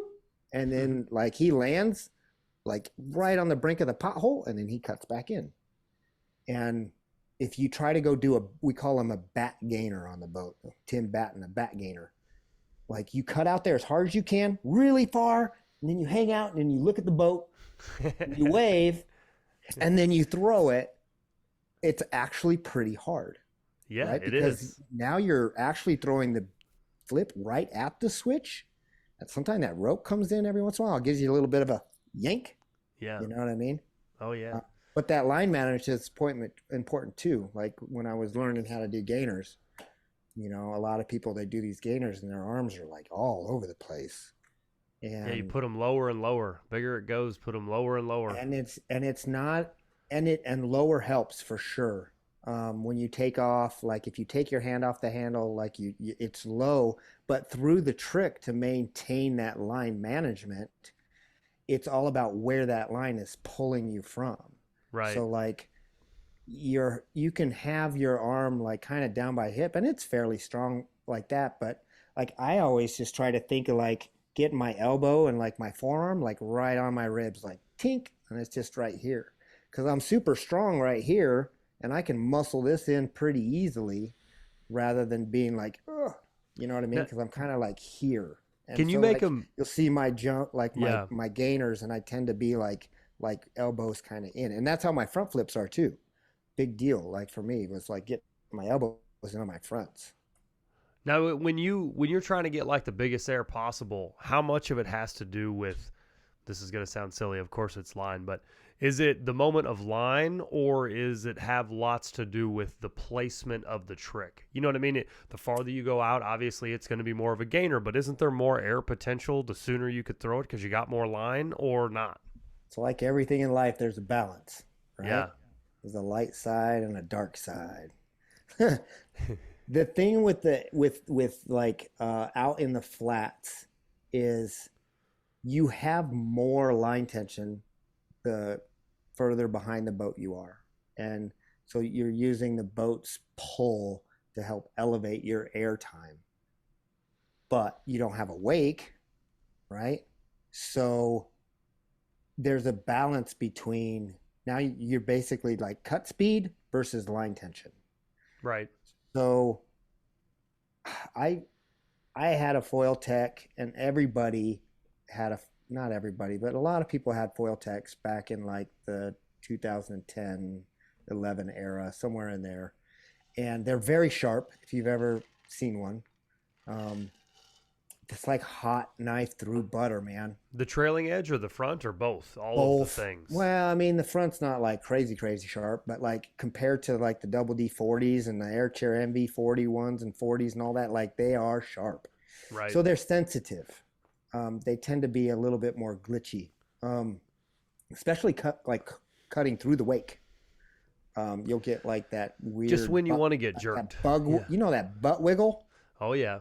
Yeah, so that butt wiggle, even if you're on like full torque, it'll butt wiggle on you. Because it's funny, like I would test T-bars out by going in and out of that peak of the wake to see if it would wiggle my butt. Oh, you were trying Like to see if you could get crushed, huh? Well, no, not fast. I'm just Oh, like, just I'm dancing just checking. through it? Yeah, when I'm tuning a T-bar, I'll just kind of cut through it, and then I'll rise up to see if there's a wonky spot in it. Because you can feel it. It'll be like, whoa, whoa. You know, it just kind of does this weird butt wiggle. And I always tell people, like, that's where the wake monster lives. Like, don't mess with that guy. Like, your whole thing is like, let's get over this fence as fast as possible. So, like, if you ever watch me, if I'm hanging out next to the wake, I'm on the other side now. I don't just like cruise through and flirt with that guy. Like, no, I'm just going to go right over here. Or like my brother says, just jump the stupid thing. I tell you, I've been landing these wake rolls. I've got them steep, and I land right on the other side of the wake nearly every Dude, time. I'm like, dude, I have got to get 3 more feet so I can quit blowing my back out landing on this speed bump. it's hard. Yeah, Yeah, it dude. is. It's Yeah, that's a driving me hard section nuts. too because that water's rising up. That wake's hard. So on your air stuff, there's a balance between cut speed and line tension. If you cut out too wide, you're going to lose line tension to the point to where you can no longer build speed and you'll actually lose speed and then your frame count goes down. If you go too soon, you have all of the line tension in the world to do the trick safely, but you don't have the cut speed. So, So and it's don't just just a think running it's back towards just the a wake isn't feeling. gonna. Yeah, Nah, it's just a feeling. So like, you're never gonna go biggest if you start, like if your strong side's your right side like mine, you got to do a double weight cut yeah, because you've got to use that to build speed on the other exit. And you got to get confident in your equipment and your cut. So when you do cut back in, like I don't have to go full crazy wide like I would on my wake roll to cut back across and do a big air roll yeah. Like because about in the 45s or something. In that, you can get an awful lot of line right out yeah, of I that. just I just go to the other side, just comfortably wide, nothing big, and then I'll cut back hard. Now, there's an unspoken rule that I don't know. I don't really hear it a lot, but my brother and I talk about skiing, and we used to a lot when we used to ski a lot. You never cut over 100% because if you go 110% on your cut, you are going to get lit up. Your wing might pop out, or you're going to cross the wake and generate some weird air vortex thing. And nobody knows what 100% is except for the rider. Right. You'll know Just it when you hit it because you crash. yeah. You If got to you stay in cut your so groove. hard that you crash, you cut too hard. Right. You got to find like where's 100%, get comfortable with that, 100% through the wake, right? Building speed as much as possible, and then kind of feeling when it's time to go. There's a point where you can feel terminal velocity. And once you get to that terminal velocity, the further you go, you're just going to stop gaining speed. So you're slowing down and you're going to start losing line tension, and it'll be harder to do the dark side because you're losing line, right? Right. Um, Do you do your air roll and your gainer in the same territory or a little bit shorter for your air roll? they're I about guess the same, I guess. that's Because what I was kind it's, of thinking. You look very similar. So does it lead more a little bit more into like line? You have the line at max tension. That's really what you're going off of, I would assume. yeah. So like, there's a point where you can just kind of almost feel like you're no longer accelerating, and Yeah. that's when you go. Like once you have reached your kind of terminal velocity, you just kind of have to feel it and Yeah. then go. And it's the same thing. It's a big air roll is nothing different than a big gainer, except you have two hands on the handle and you might have used just a tiny bit of arc. You know what I mean? There's not, it, it's really different out in the flats because the arc is not as important because you don't have the boat to pull against because the boat's out there Yeah. instead of there. You know what I mean? So there's a little bit of arc, um, and it helps with the dark side a little bit, but for the most part, like if you just rail out there as hard as you can and then you lift and dip at the same time almost. Like sometimes you can lift and then dip, but really like looking at my videos when I was chasing the airframes, the air roll record, it was a lift and a dip at the same time, and it almost looks like an arc on video. Um, Yeah, I don't see but it's how not you. really an arc because you're not behind the boat enough to make that work. Right. I there's not a bone in my body that says square up and jump at that exact moment because I know what you're talking about. And the Dude, closer I get that's to it, the spot, man. You gotta yeah, like scare yourself every once in a while. You no, scare yourself, you the feel like you're close, alive. yeah, the closer I get to that moment, I'm like, God, there's still more to give. This is terrible. Like every time I get just a little bigger, I'm like, I could do it sooner, but Jesus, it's scary. I mean, I went so when Ben went 64, like I was determined, and it was nothing against Ben. It was just like, I want to be number one. And I would have been okay with 64. I'd have been okay if I bettered myself and I tied him. I just wanted to up my game, like get a new PR. And I would wait for, I don't know, maybe 2 years after God, I hurt myself with my ribs and like I just started falling apart. But um, I would go out when the water temper was right and the wind was kind of like not blowing in my face. Right. And, I'd take my long line out, my 100 footer, and strap in. And I went 63 frames like 8 times and just couldn't, just for whatever reason, man, I could not hit that next frame.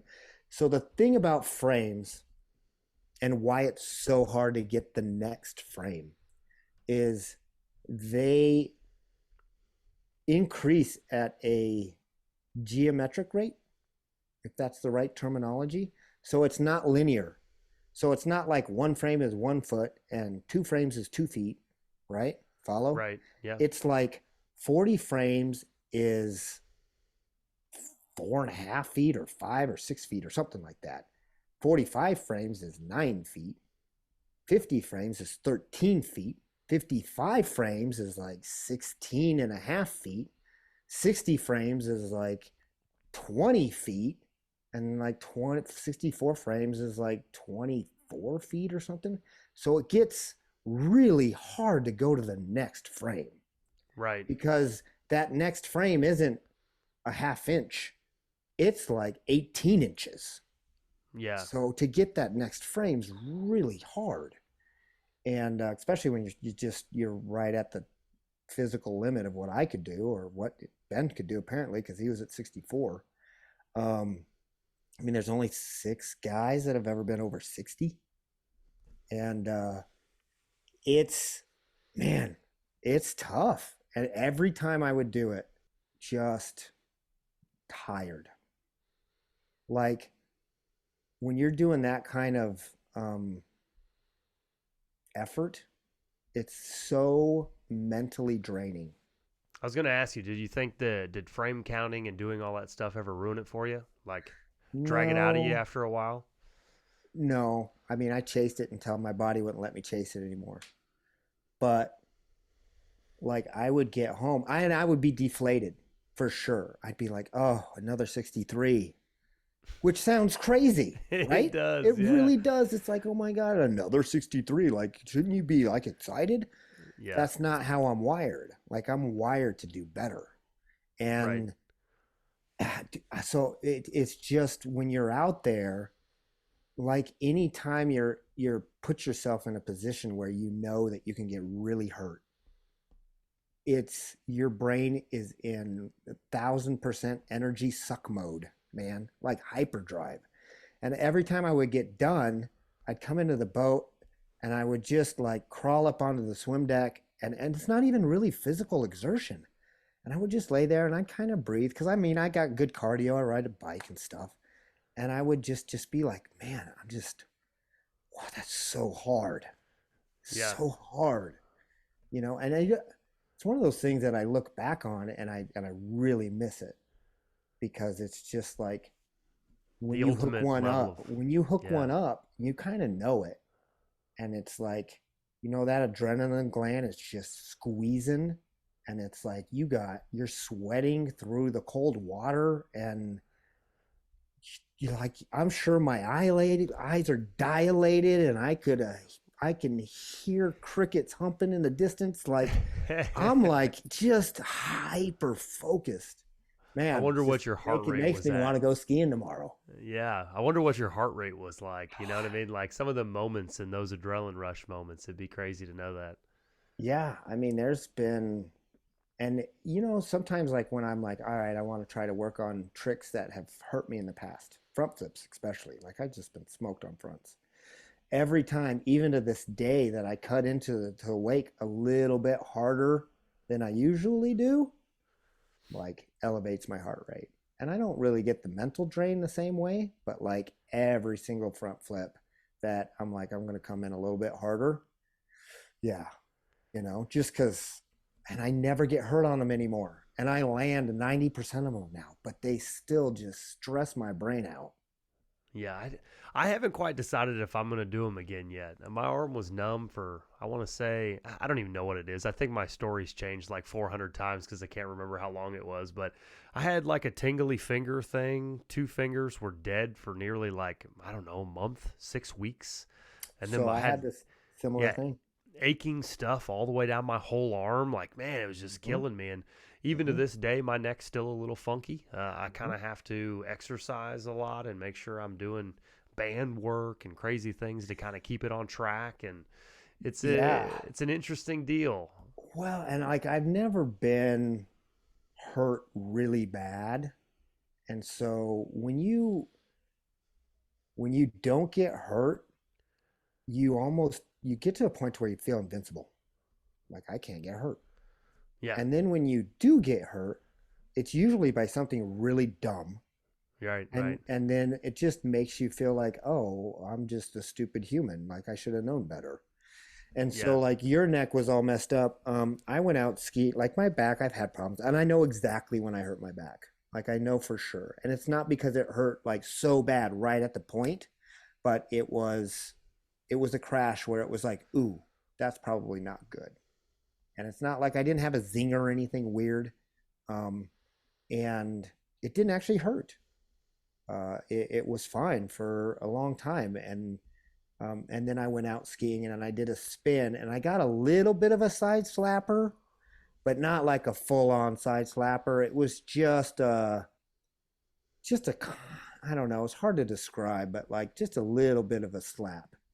And I actually didn't get 270 slapped. I actually underspun it the other way. Like I kind of tipped into the boat instead of kind of turning and getting tipped in this way.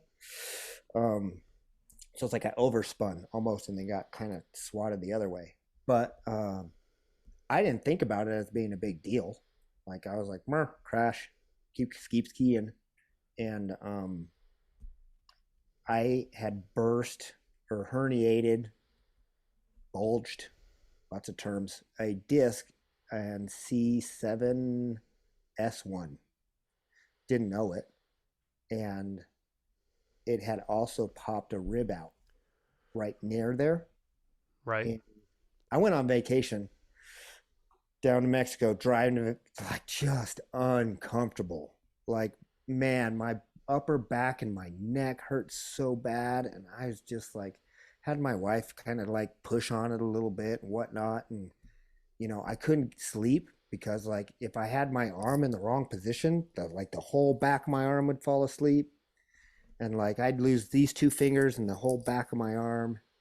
And when I was sleeping in a chair like this, like in a beanbag chair, because it would roll my shoulders forward and it would relieve the stress on that. Because I didn't know it at the time I had this problem, and then I could sleep because my arm wasn't falling asleep. And I sleeping in that dumb beanbag chair is what did my back in. I don't know why, but like it was just it's been bad ever since. It did something. So my neck problem went away. It like self-fixed, like it self-absorbed. I Right. went to a chiropractor. He was like, oh yeah, this is out. Pop. I was like, oh, that feels way better. Yeah. Amazing. um I had an MRI on my neck and they're like, yeah, you got a little bulge there, and had my back done, and I've had a bunch of stuff done on my back. But it's one of those things where my I'm not I don't regret anything that I've done. And I I wish I could still do it. I'm 46. Like I can't do it, man.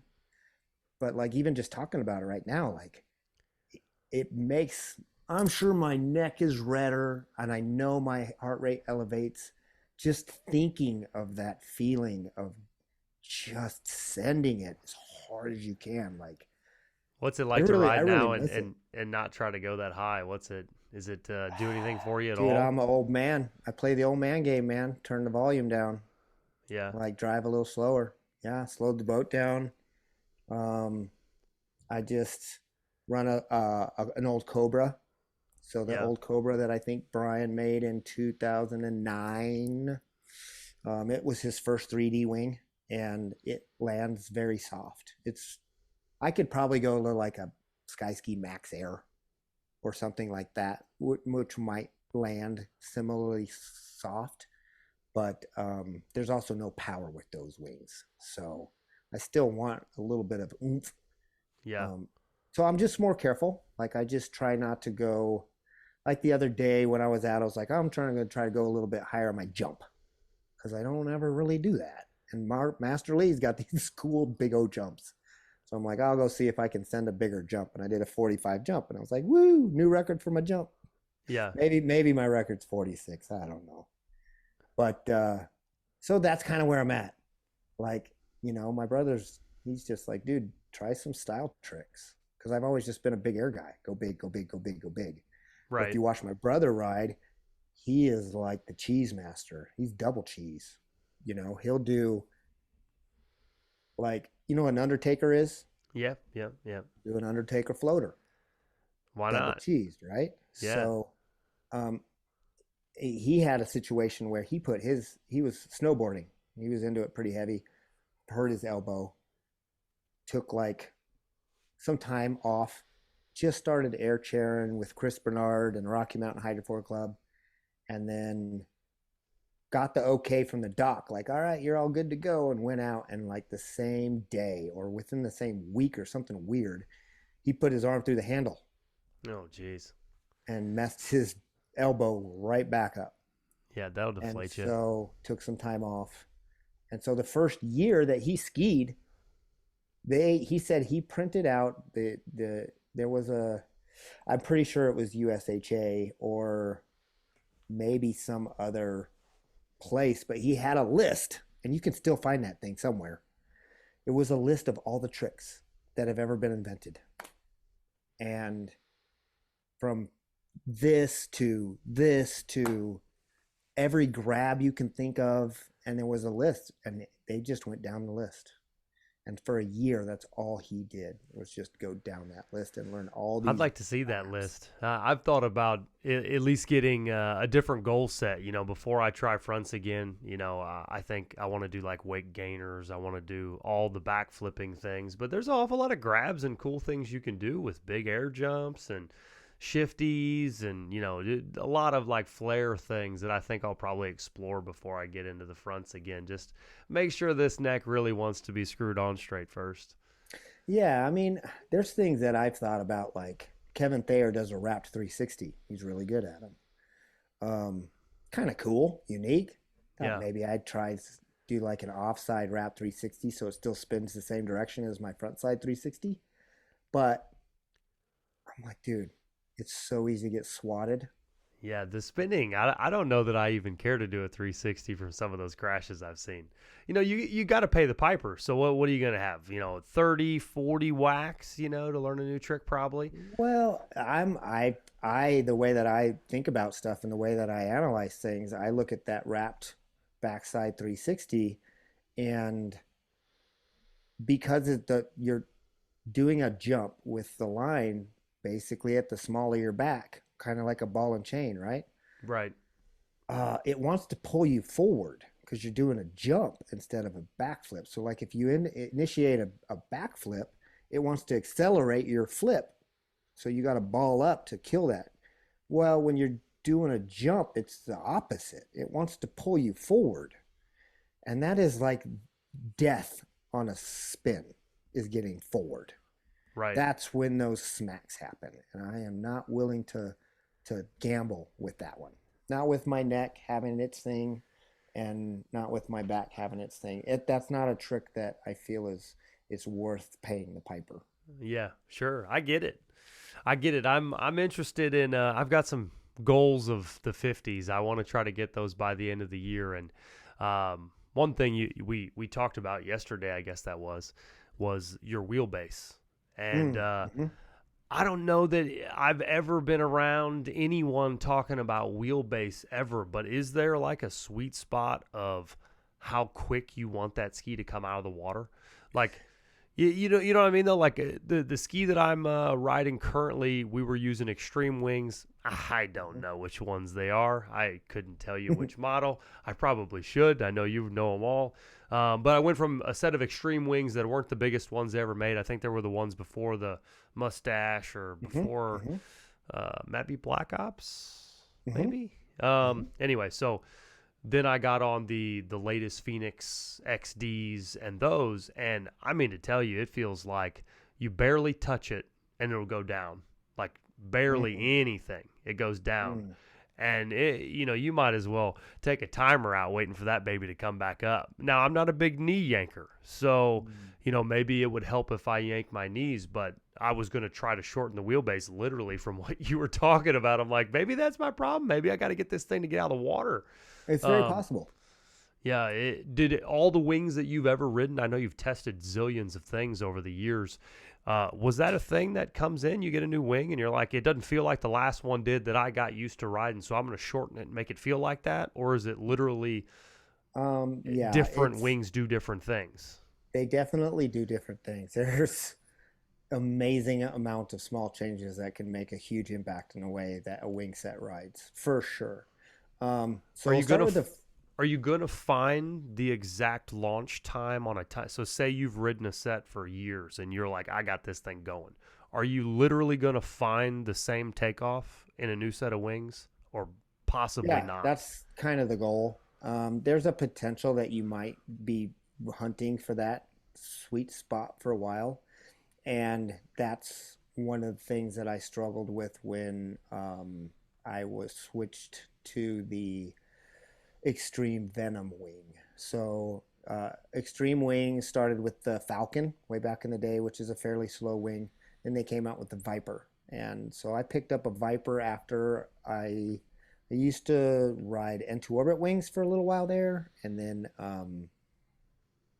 yeah, Air Chair kind of picked them up when Marty started selling the Air Chair, and then Air Chair had their riders kind of testing the new stuff. Um, so I wasn't testing any of the new stuff anymore. But and I had an opportunity to try Black Ops, and I had a Mach 3 that I split. Me and Master Lee went in together on one to try it out. New greatest thing. I didn't like it, but I was pretty green still. Um, he got along with it okay, but he had a few things that he struggled with that particular wing, and it might have just been that wing. That's the thing. Like Jake Bradley, he loved the Mach 3. Like it worked really good for that guy, but maybe his wing was just tuned not on purpose, but just a little different. Right. And so generally when you get these different wings, they have different surface areas and different shapes, and in the end they have kind of different characteristics, but they have different speeds. And for people that don't know what the speed of a ski is, that is how fast the ski goes up and down when you push and you pull on your feet.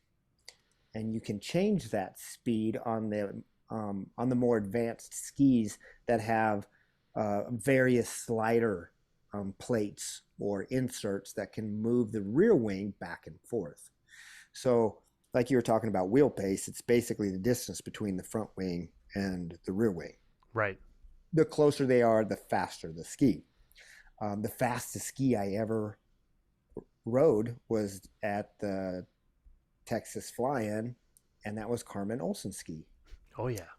So we went out on a boat one day, and it was her and Kevin Bunch and Leland Speed and somebody else, but I rode 3 skis that were not my own. And I'm not somebody that does that. Like my brother does that. He does it really good, but I don't do that. But like I'll take it for a spin. Man, her ski is so fast. Holy smokes. And I know that she darn near weighs 100 pounds less than me. She's a petite little girl. But she's got like I think it's at the time she had a Sky Ski Max Air, which is like their pretty standard LE Yeah, it's a LE 38, and she also has her feet pulled back slightly, like an inch. I think they moved everything back a little bit too, so it's even more. And like you're way taller than me, but my inseam is 32 inches without shoes on. Like I got long inseam compared to my height. Like I'm long legged and I'm long armed, and like my gorilla's plus 2.5 or some weird thing. But yeah, I got on her ski, and she's got that little tiny Sky Ski Fling rear wing, and then that little Max Air front wing, and they must have been mashed all the way together. And then obviously she got her feet pulled in the rear holes. And so I'm like, I'm not a big guy, but I'm like, oh, I'm riding a little Gordo. Yeah. And I went and did a jump on her ski. And it was just like, I was like this. I couldn't get the thing to stop wiggling. Yeah. Like a couple times I was just like, push my feet right into the water. Stop. She was totally fine. She does skitters and she's done flips and on the complete opposite side, I rode Kevin Bunch's ski at that same fly-in, and I think I can't remember what front wing he had, maybe a Stash, but I'm pretty sure he was on either a Next Foils or a Launch, the Sky Ski Launch, and the entry level fuselages on those skis, they have a fixed rear wing. So you don't have that speed adjustment back and forth. It's fixed. And between the Stash, I'm trying to remember. Maybe he didn't have a Stash on it because the Stash is a pretty quick wing. But that is probably the slowest ski I've ever ridden. So on the same boat ride, I rode the fastest ski and the slowest ski. So you did great. You had a good ride on both. I'm telling you what, on Carmen's ski, I think I managed to do a flip. Maybe I did a spin on it. But on Kevin's ski, it took an amazing amount of effort to land a flip on that ski. Like it was hard. Like I had to pull on my knees super hard to get it steep enough to make it do a flip. And there wasn't even a big flip. You know what I mean? Like, and that was a roll, so I could hang on with 2 hands. Right. And I just came into the boat and I'm like, bro, you need to buy a rear wing. Because you got to slide it forward, right? That's what you're... Yeah. I'm like, you just need to... And I don't remember exactly what he did. And Kevin and I talked on the internet a bunch. Like I kind of did some consultation for him for free because I don't want to make money off anybody. I don't care. But, I told him like, new wing comes out. He's like, what do you think? And I'm like, don't waste your money. Buy boat gas first. Seat time. Like you don't need the new wing. It won't make you a better rider. Tiger Woods golf clubs won't necessarily make you hit it further. I don't know if you saw mine. Mine maybe are a little bit. Yeah, mine are pretty bad. No, so Kevin made a change, and it helped his riding quite a bit. And so like if it's something that you've never messed with, like you personally, it's not a bad idea to try it because you don't even know what. Well, no, you said you're on the Phoenix XD and the Hellfire. Yeah, so does that sound right? Yes, I think so. But I've only really rode them like once, so I don't have I try to let things marinate a little bit. I used to be like, oh God, I can't do this. I want what I'm used to, but I see the potential. They're pretty great at tracking. They move. I don't think that there's going to be any problems, but I noticed that the launch is such a different timing. Like it's almost so long to where I feel as though, do I need to lean back to make this thing come up more? Like it's changing my posture. Like it might be slow, for sure. Because if you're pushing on your feet and the ski's not going down, or if you're pulling on your knees and it's not coming up, at least not as fast as you're used to, Right. it definitely messes with your rotation for sure. So when you Um, when you tried mini skis, do you generally kind of sort of can fix, like, I know that they all track different. I get all that. I know that the wings are different. The speed of the ski, mhm. can you make them all pretty much about the same? Like, that is something I should strive to find the sweet spot? Or is there still going to be this area of Yes. like, this wing is just different? Well, your sweet spot, like, because Yes. everybody's different. But you can find it by For moving it, sure. and you will And find the quickness. with the new skis, I've never come across a ski, and most of the time I don't mess with people's skis. Like if I ride somebody else's skis, I'm not gonna like change their stuff Yeah, yeah, sure. unless I'm on a trip and it's the only ski available. Then I'll change it back, but I need this to be able to do a ride. Um, but for the most part, like I've never come across a wing set that I wasn't able to find this like my happy place. Yeah. And you just need to find what works for you. And if you have a happy place on your old wing set, you just need to find that same happy place on your new wing set. Yeah, that's kind of what I was getting at. I just didn't know Yep. if is that achievable. So like the speed of the ski, I should just go find that because it does exist on every wing. You just have to figure out where it needs to be. It's not like these wings ride like this, learn how to ride like that. Yeah. So like it's funny that you say that because I took a full year off the ski when I hurt my back. And I did ride. I think I rode once within that year, but I didn't do any jumps.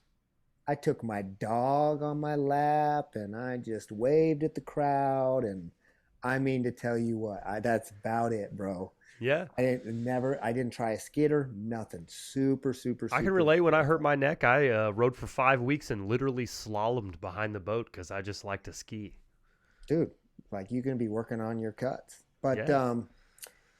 yeah, so like when I got back on the ski, I was like, my son's ski is basically the one that I built for my wife is a Sky Ski LEX, which is a 34-inch T-bar billet cut, one piece T-bar, sharp like a foil tech. Like you can ride with one pinky, not exaggerating. Like it's so good. But so I rode that little T-bar with his little Mach 2.5. And it's funny that I say little because they were big back in the day. But like if you put a Mach 2.5 on top of a King Cobra or any of the new extreme wings, Right. it's comical. Um, Teeny tiny wings, and I had a Falcon rear wing at the time. I picked up a Falcon from Chris Hauk and kind of a match set. Now I got the 2.5 to go with the Falcon, circa 2007, Yeah, yeah. and I was just like, see where to set it, and I put the rear of the back of the rear wing level with the rear of the fuselage. Like that's just a great starting point. Yeah. And so I added some lift. I needed some lift on the first run, and then Mitch Humphreys was on the boat, and he was like, "You're trying too hard," and I'm like, "Man, I can't get it around." Like I had lost what I needed to change in that year. It kind of gone away. Yeah. But according to Andy and Brian and Mark and the guys that were on the boat, I was physically putting a lot of effort into the flip. Like you could see me, and that was because the ski was so slow. It was super slow. And so the next run, I jammed the rear wing forward, and it virtually fixed it. And then it was still slow. I don't think I jammed it all the way forward, but I rode my buddy Brian's ski, and he's got a Stash Viper combo on a DD40, which is basically the ski that I went 60 frames on. He rides the same lift, real similar, same speed. I got on that thing, it was over rotating everything. So I went from my slow ski, where I was trying really hard, to a ski that was set up properly, and I was over smoking everything. But it didn't take long to find. I didn't change anything on Brian's ski. My brain just kind of was like, "Oh yeah," and then everything was money again. Landing Yeah. spins, like still being gentle, riding slow, feeling it out. The next day I didn't have a hurt back. I was like, all right, cool. I did the competition and, you know, was really chill, just went out and did a spin, just more of almost just a show, I guess. But um, ever since I've hurt my back, the only thing that I've ever done, that's the biggest thing that I've done, is an air roll, and that was 52 frames at 23 mile an hour. And I'm happy with that. Like, 52 in the flats is still big. Yeah. And but yeah, Yeah. finding that speed, man, like you just got to kind of get it dialed in. And if you feel like you're putting a lot of effort into making things happen, then don't be afraid to change it up a little bit. It's like with lift. If Yeah. you've got too much lift, it's great behind the boat because you've got that big, like that line tension so high that it's just so easy to put weight on your feet to keep it down. So like every once in a while, you'll watch a rider that doesn't ride very deep in the flats, right? So they don't go ever really far wide. They can get away with way more lift because they never deal with light line, right? Yeah. So they can do all their tricks close. And a lot of people like that extra foot pressure, but like I do all my stuff so deep into the flats that I can't. And I've experimented with lift, and man, you can get some pop, boy. And if you run like a high lift ski that's also fast, like explosive, but doesn't really generate results as far as like frame count goes and consistency goes, because it's like trying to tame a bull. It's a little out of control. So can more shim actually give you more frames? Like if you were trying to get into the 50s and you're like a 47, 48 person and you'd be considered not like super hot. Does getting super hot do that, or it's just all still line technique, arms out? Al told us. We know what to do now. Yeah. So, no, there's a balance, and everybody's got a different balance. Like you watch Tori ride, and like, man, that guy is on the edge of the seat, tits to knees, and I would love to talk I to rode that his dude. ski. I rode his ski, and I was like, oh my God, I cannot keep this thing in the water. It's so But violent, but yet under control. It's just yeah, crazy to watch dude's him a ride. beast too. Yeah. But yeah, if it doesn't necessarily add frames, there's a balance between the speed of the ski and the lift of the ski as well. So if your ski is fast and but you don't have a lot of lift, you can still make inverts and stuff like that happen. It's just really easy to over rotate, and then because your lift is low, like generally, like we want to ride with a little foot pressure, so we're always pushing. Because if you watch somebody ride that doesn't have a lot of lift, you'll see them cut out into the flats and you'll see them pumping their feet, right? That's because they're maintaining their flight level by pushing and pulling on their feet rather than just applying pressure, Yeah. right? So there's kind of a balance between that, because if you've got a ski that's really hot but super slow, it's super hard to keep it down, right? Because it's got a lot of lift. And then when you go to push on your feet, the ski is so slow that there's no dip. Like the ski doesn't move down at all. And so like all it does is throw you back or move the ski in a weird way, and then your takeoff is munched. Like all tricks are landed on the takeoff. So if you kind of find outside of that happy medium, it'll be super inconsistent.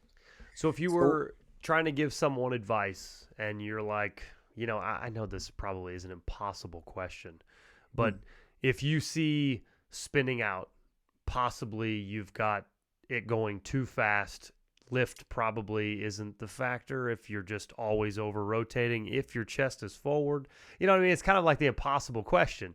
But how do you know if you've got too much speed in it? You know what I mean? Like when I'm messing with this, let's just talk me specifically. I feel like I understand how to jump. You definitely, you have your fundamentals for sure. Like I've seen some videos that you ride and like you're fine. It's when you've been doing it long enough, you you can see it. Um, So it's just go really make it hard to feel right. describe. Yeah. Like I always tell people, like, oh, my ski's doing this or I'm doing that or whatever, and I'm like, dude, just send me some video. Just and then we can go from there because somebody might be over rotating everything. They're still pretty forward on takeoff, right? But they have pushed on their feet so hard that even though they're forward, right, the ski is like too steep because it's rotating out from underneath them. It's not Right. flying out of the water, it's curving out of the water. See what I'm Yeah. saying? Yes. So even though they're forward on takeoff, the ski is still in this whoop and they're over smoking it. You know what I mean? So it's Right. not the speed of the ski that's causing this problem. They're pushing on their feet too hard. So like one of the things that I tell a lot of people is like slow down, fast up. Meaning push on your feet slow, pull on your knees fast. So slow down, fast up. It's that check mark. And Hold that the phone. Pump the brakes. it Okay. So I wouldn't call it slow.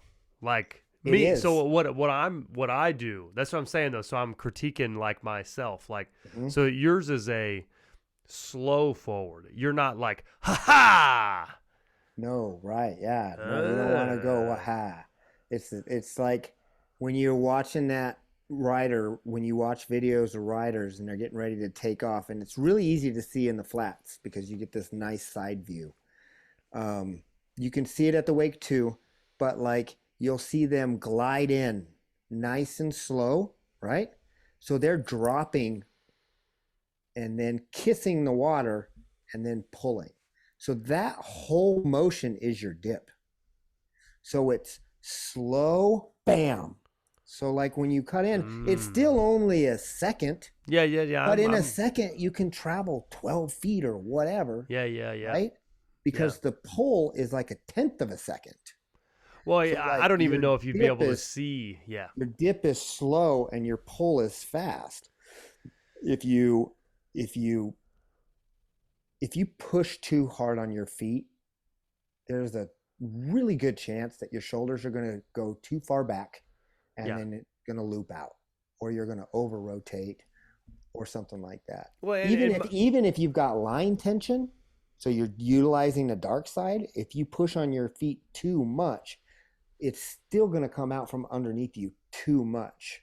yeah. And then Yeah, I may not, it may sound like it's extreme, but in my body, it's like I go pretty quick. I've never thought to just press ha so the other way. there's kind of a little push like right at the end, but it's not hard because it's like you're pushing on your feet through the dip like the whole way, and then there's just maybe just a little ha, but it's not like a smash. Yeah. You don't want to push Interesting. your feet down as hard as you pull your knees up. And I wonder if that has a lot to do with bigger wings too, because that was what I was feeling on those particular wings yesterday when I was riding. Was you just like barely touch them? I'm like, shit, they're already. Yeah, I mean, they're already going down. You know what I mean? Easy, easy. Yeah, So and I mean, you can send me some vids, and that would be kind of cool to like to watch. Just shoot me some vids of some gainers or whatever, out on the side because it's really easy to see. Um, there's a possibility that your ski's fast, and so it's wanting to dive out from underneath you, or that it's fast and you don't have quite enough lift. ooh, I So don't know if this back one's more. if you don't have quite the foot pressure that you need to, when you push on your feet, it doesn't fall on its face. So getting back to, remember we were talking about the Venom and the Viper, Right. right? So Extreme had the Viper, and then he came out with the Venom, and the Venom looks more like a mustache, real long Sure. swoopy wing, and then the Viper's a lot more straight. Um, the Venom's got like long wingtips and they're thin. They're not like paper thin, But like if you grab a venom and you just like like you can like move them. If Yeah. you grab a viper and there ain't no moving them. So at the wake, the venom for me was great. Like I didn't really notice it being weird. But like my thing is out in the flats. Like I generate a crazy amount of push when I'm going, especially when I'm like trying to push frames. Um, I would go out there and I would load up, just rail as hard as I can, like I do, and then lift and go. And when I would like start my dip and then I would like go to push my feet out, it was like the ski would just fall out from underneath me. And it Hmm. had nothing to do with the speed because like at the wake it was perfect. I could do front flips perfect. Um, just when I would get under there and in that really high torque situation where I would just like, come down and be like push out on my feet, it would be like it would push out way too like just fall out. Like it was almost like nothing underneath my feet. And then I would pull on my knees and I'd land most of them, but they were definitely over rotated and none of them were big. Yeah. So I just in the flats couldn't agree with it. So I had to go back to the old wing, and just so it would work in the flats. And like when the Super Hawk came out, Super Hawk was basically the wing that's the wing that went 64. I went 63 on it. My first 63 was on a prototype, but it was basically the Super Hawk, one of the many Super Hawk prototypes. We called that one the Downward Dog. I have little names. Yeah. Um, uh, yeah, there's been an amazing amount of failures, but we learn something every time, right? Right. Ben Fernie's like the master of testing wings, but that wing when it came out, it was so big, like it's bigger than the Downward Dog. Um, and I think I don't know for sure because I'm not like a master tuner, but the leading edge was dull because when the wings are thicker, the leading edge needs to be duller, or you get these weird. I would guess that they're low pressure zones that make the wing do some weird stuff. Yeah. And so when I got that wing, now this is I I got the Downward Dog and then went out and I got the air roll record, which was 58. And I was like, sweet. Like I was up in Canada because I picked it up from Ben Fernie up in Washington on my way to one of the Pine Lake fly-ins. Good group of people. And I think I went 56 in that water. And like Pine Lake's really thick water, lots of organics, little shrimpies floating around. Like it's not really go big water. It's really heavy. Right. So it's like we would go up there and like we'd go from like maybe a 0.75 positive shim up to like 0.2, like 1.25 degree positive. Like we would add a boatload of lift because it was so draggy.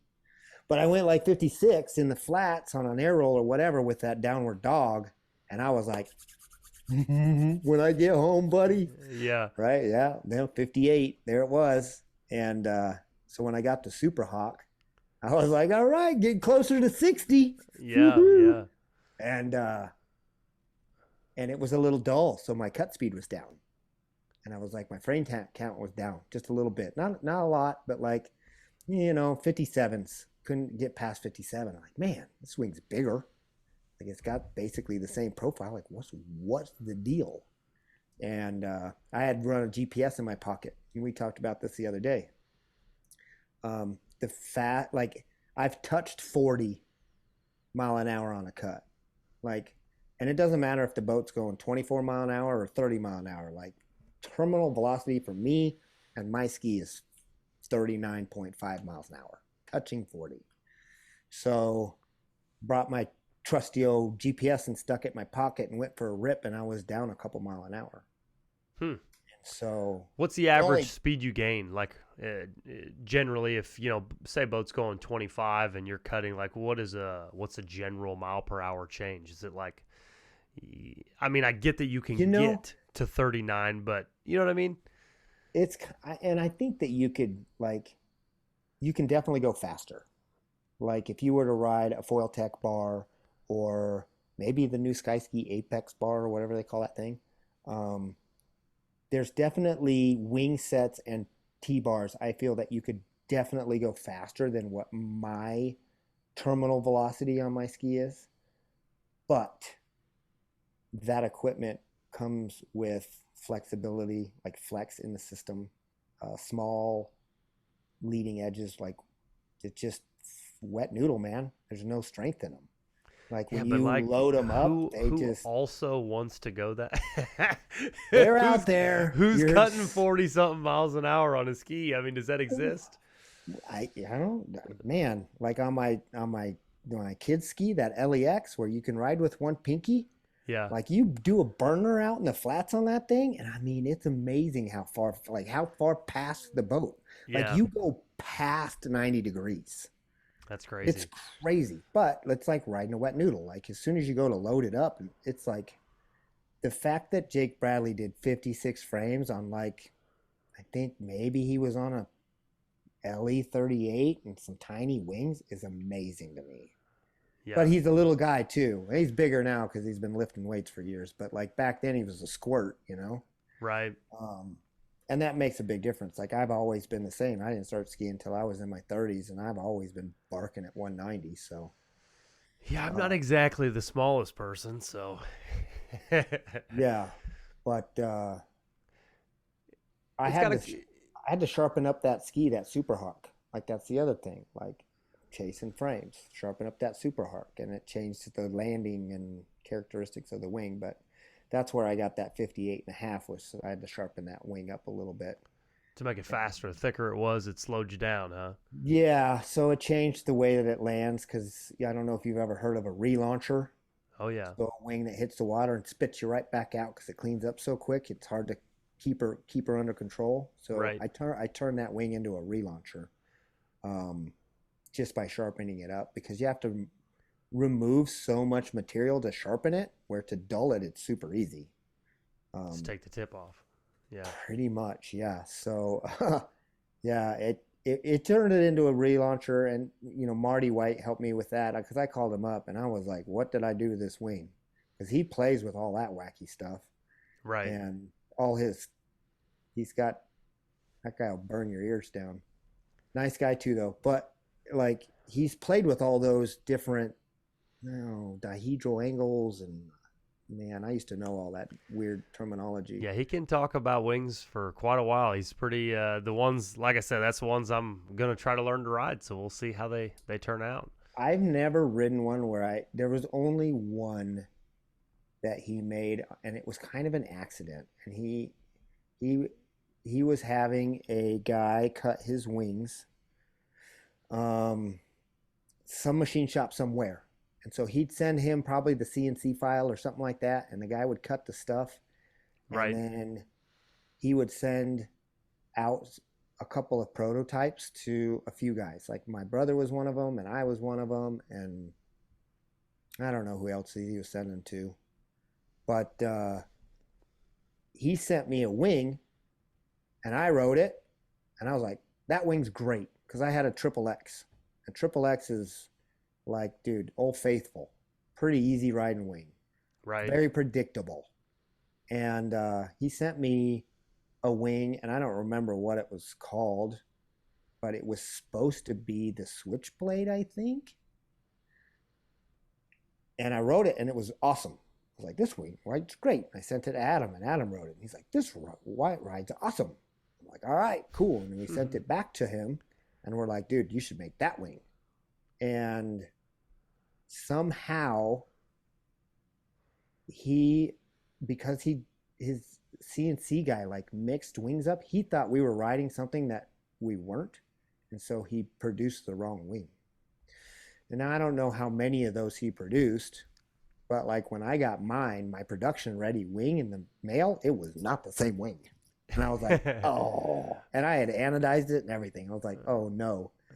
And then when I wrote it, it was the relaunchness thing, boy. Whew, I could not land and keep that thing in the water, it would like hop out of the water like a flying fish. It was nuts. Huh. And there were a few people that ended up with it, but I don't remember where it went to somebody some point in its life. But um, I think when I was fighting with that wing is kind of when the Area 51 wing came out shortly after that.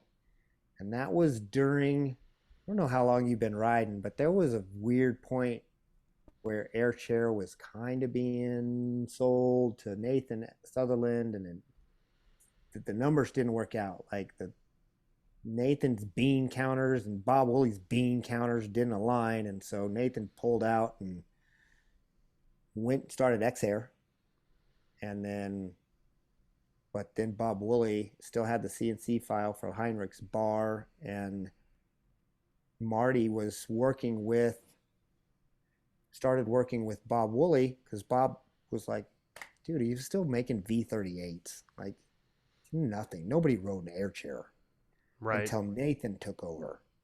Started making the lightweight. Well, Bob made the lightweight board, but then Nathan came in, put a bunch of graphics out, made new lightweight boards, came out with a, I think they started work on the Outlaw Tower, pushed that new T-bar, Heinrich's T-bar through there.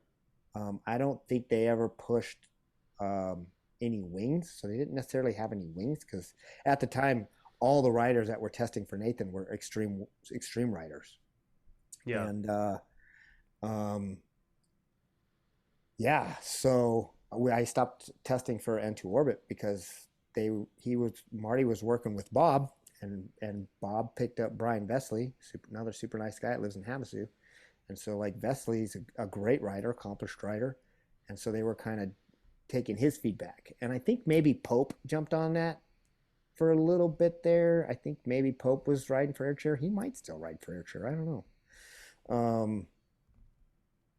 And so that's when I jumped over to the Extreme Wings and rode the Black Ops. That was the first one. And then my brother got a Cobra, a prototype Cobra. Man, you know, talk about jealous kid. Like, because Adam lived on Lake Powell.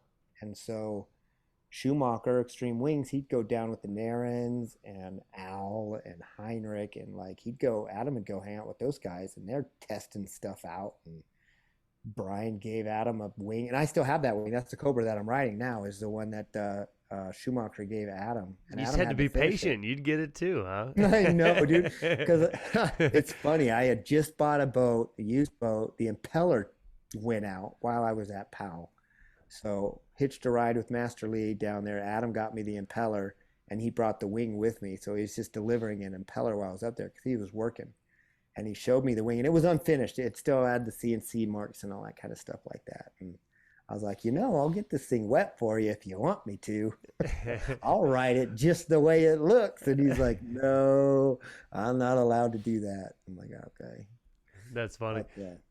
That's cool though. So yeah, that's like what the whole sport in a nutshell in about 5 minutes, right there, huh? Now as Oh it man, there's sits, so much more than that. But like to like go back and to the go big stuff. I mean, that double D bar, and I know Heinrich's got a new bar that Al spoke about. He's got a new bar that's coming out because that double D40, that's Heinrich's bar. So the very first cut ones were Samson's, and then the double D's, the deep drill bars, were pushed out by X Air. And then when they stopped producing those, uh, Airchair tried. Well, I shouldn't say they tried. Um, they made the MV41, and Bob put his touches on it, and I don't feel like he went the right direction because he took the stiffness out of the bar.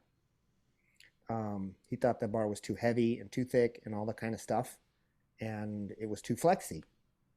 And so that double D40 is just, man, sweetness because it's super stiff. Um, like I got lucky and got kind of, I don't know what kind of X Air tower I got, but I got like a special one because it's bulletproof. Went through a few. There's been some X Air towers that have been folded. First, right? no, was it the second one? The second one that I got from Nathan, I folded that dude over in the first trick. Jeez. So bummed out. Not Yeah, his that's a fault. rough day at the lake. Yeah, dude. Yeah, like land and crash and folded over first trick. That was, yeah, that's a bummer. But he Better, replaced it. Wasn't a big deal. yeah, He's good like that.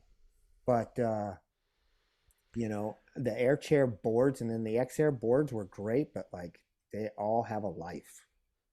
Like there's yeah. nothing that, and there's some guys that are just like Brett Speed, dude. That boy right there, he's board killer.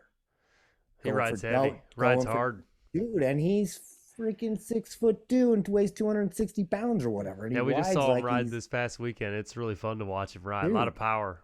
big dude, like Yeah, lots of strength, and just sends it to the moon, like double fronts and double backs, and like he's just like dude's an ox, man. His dad's an fearless. ox too. Yeah, So I think Brett still holds the record for being the youngest kid to land an invert. really. Yep. I think he was 10. Yeah, that's I pretty. think Tory Narins might be the second youngest, but I don't know. Because Tory, old T-Bone, that kid's been riding forever too. Like Yeah. since he was a little tiny squirt. Well, I really appreciate you coming on. We probably ought to wrap this up before all the cameras die and everything goes down. But I hope that we, showed everybody a little bit about your techniques, and maybe we'll have to do it again sometime, and we can always maybe review what we missed, and I'm sure we can do it. Thanks. Yeah, man. I think that if there's one thing that I could say for any kind of person that's super passionate about the sport, go to a fly-in. Yeah, I mean, what other sport can you go ride with pro riders and get free lessons and just have your mind blown for 200 or 300 bucks? Like, it's true. it's pretty neat, Yeah, it's pretty you know? unique. I'm hoping to go to some when my daughters get a little bit older, and then we'll be out of the young stages. That'll Yeah, be the goal. how old are your littles? Got a 4-year-old and a 7-month-old now, I think. Ooh, teeny tiny. Yeah, Okay. we got the little ones going. Yeah, so you were like I'm in the on the mix. schedule. I'm in the mix. We got bedtimes, we got Yeah, shower times, we got dinner times, we got times for times. You know what I'm saying? I know So, exactly what you're saying. I've got a yeah. 9-year-old and an 11-year-old, and we still have times. Uh-oh. Oh, that Yeah, doesn't it does stop. not change. Nope, they just start talking back. That's funny. All Yeah, right, well, that's let's good wrap it stuff. up here. We'll turn everything off, and thanks Sounds again. good, man. All right, thanks, buddy. I'll check you later on.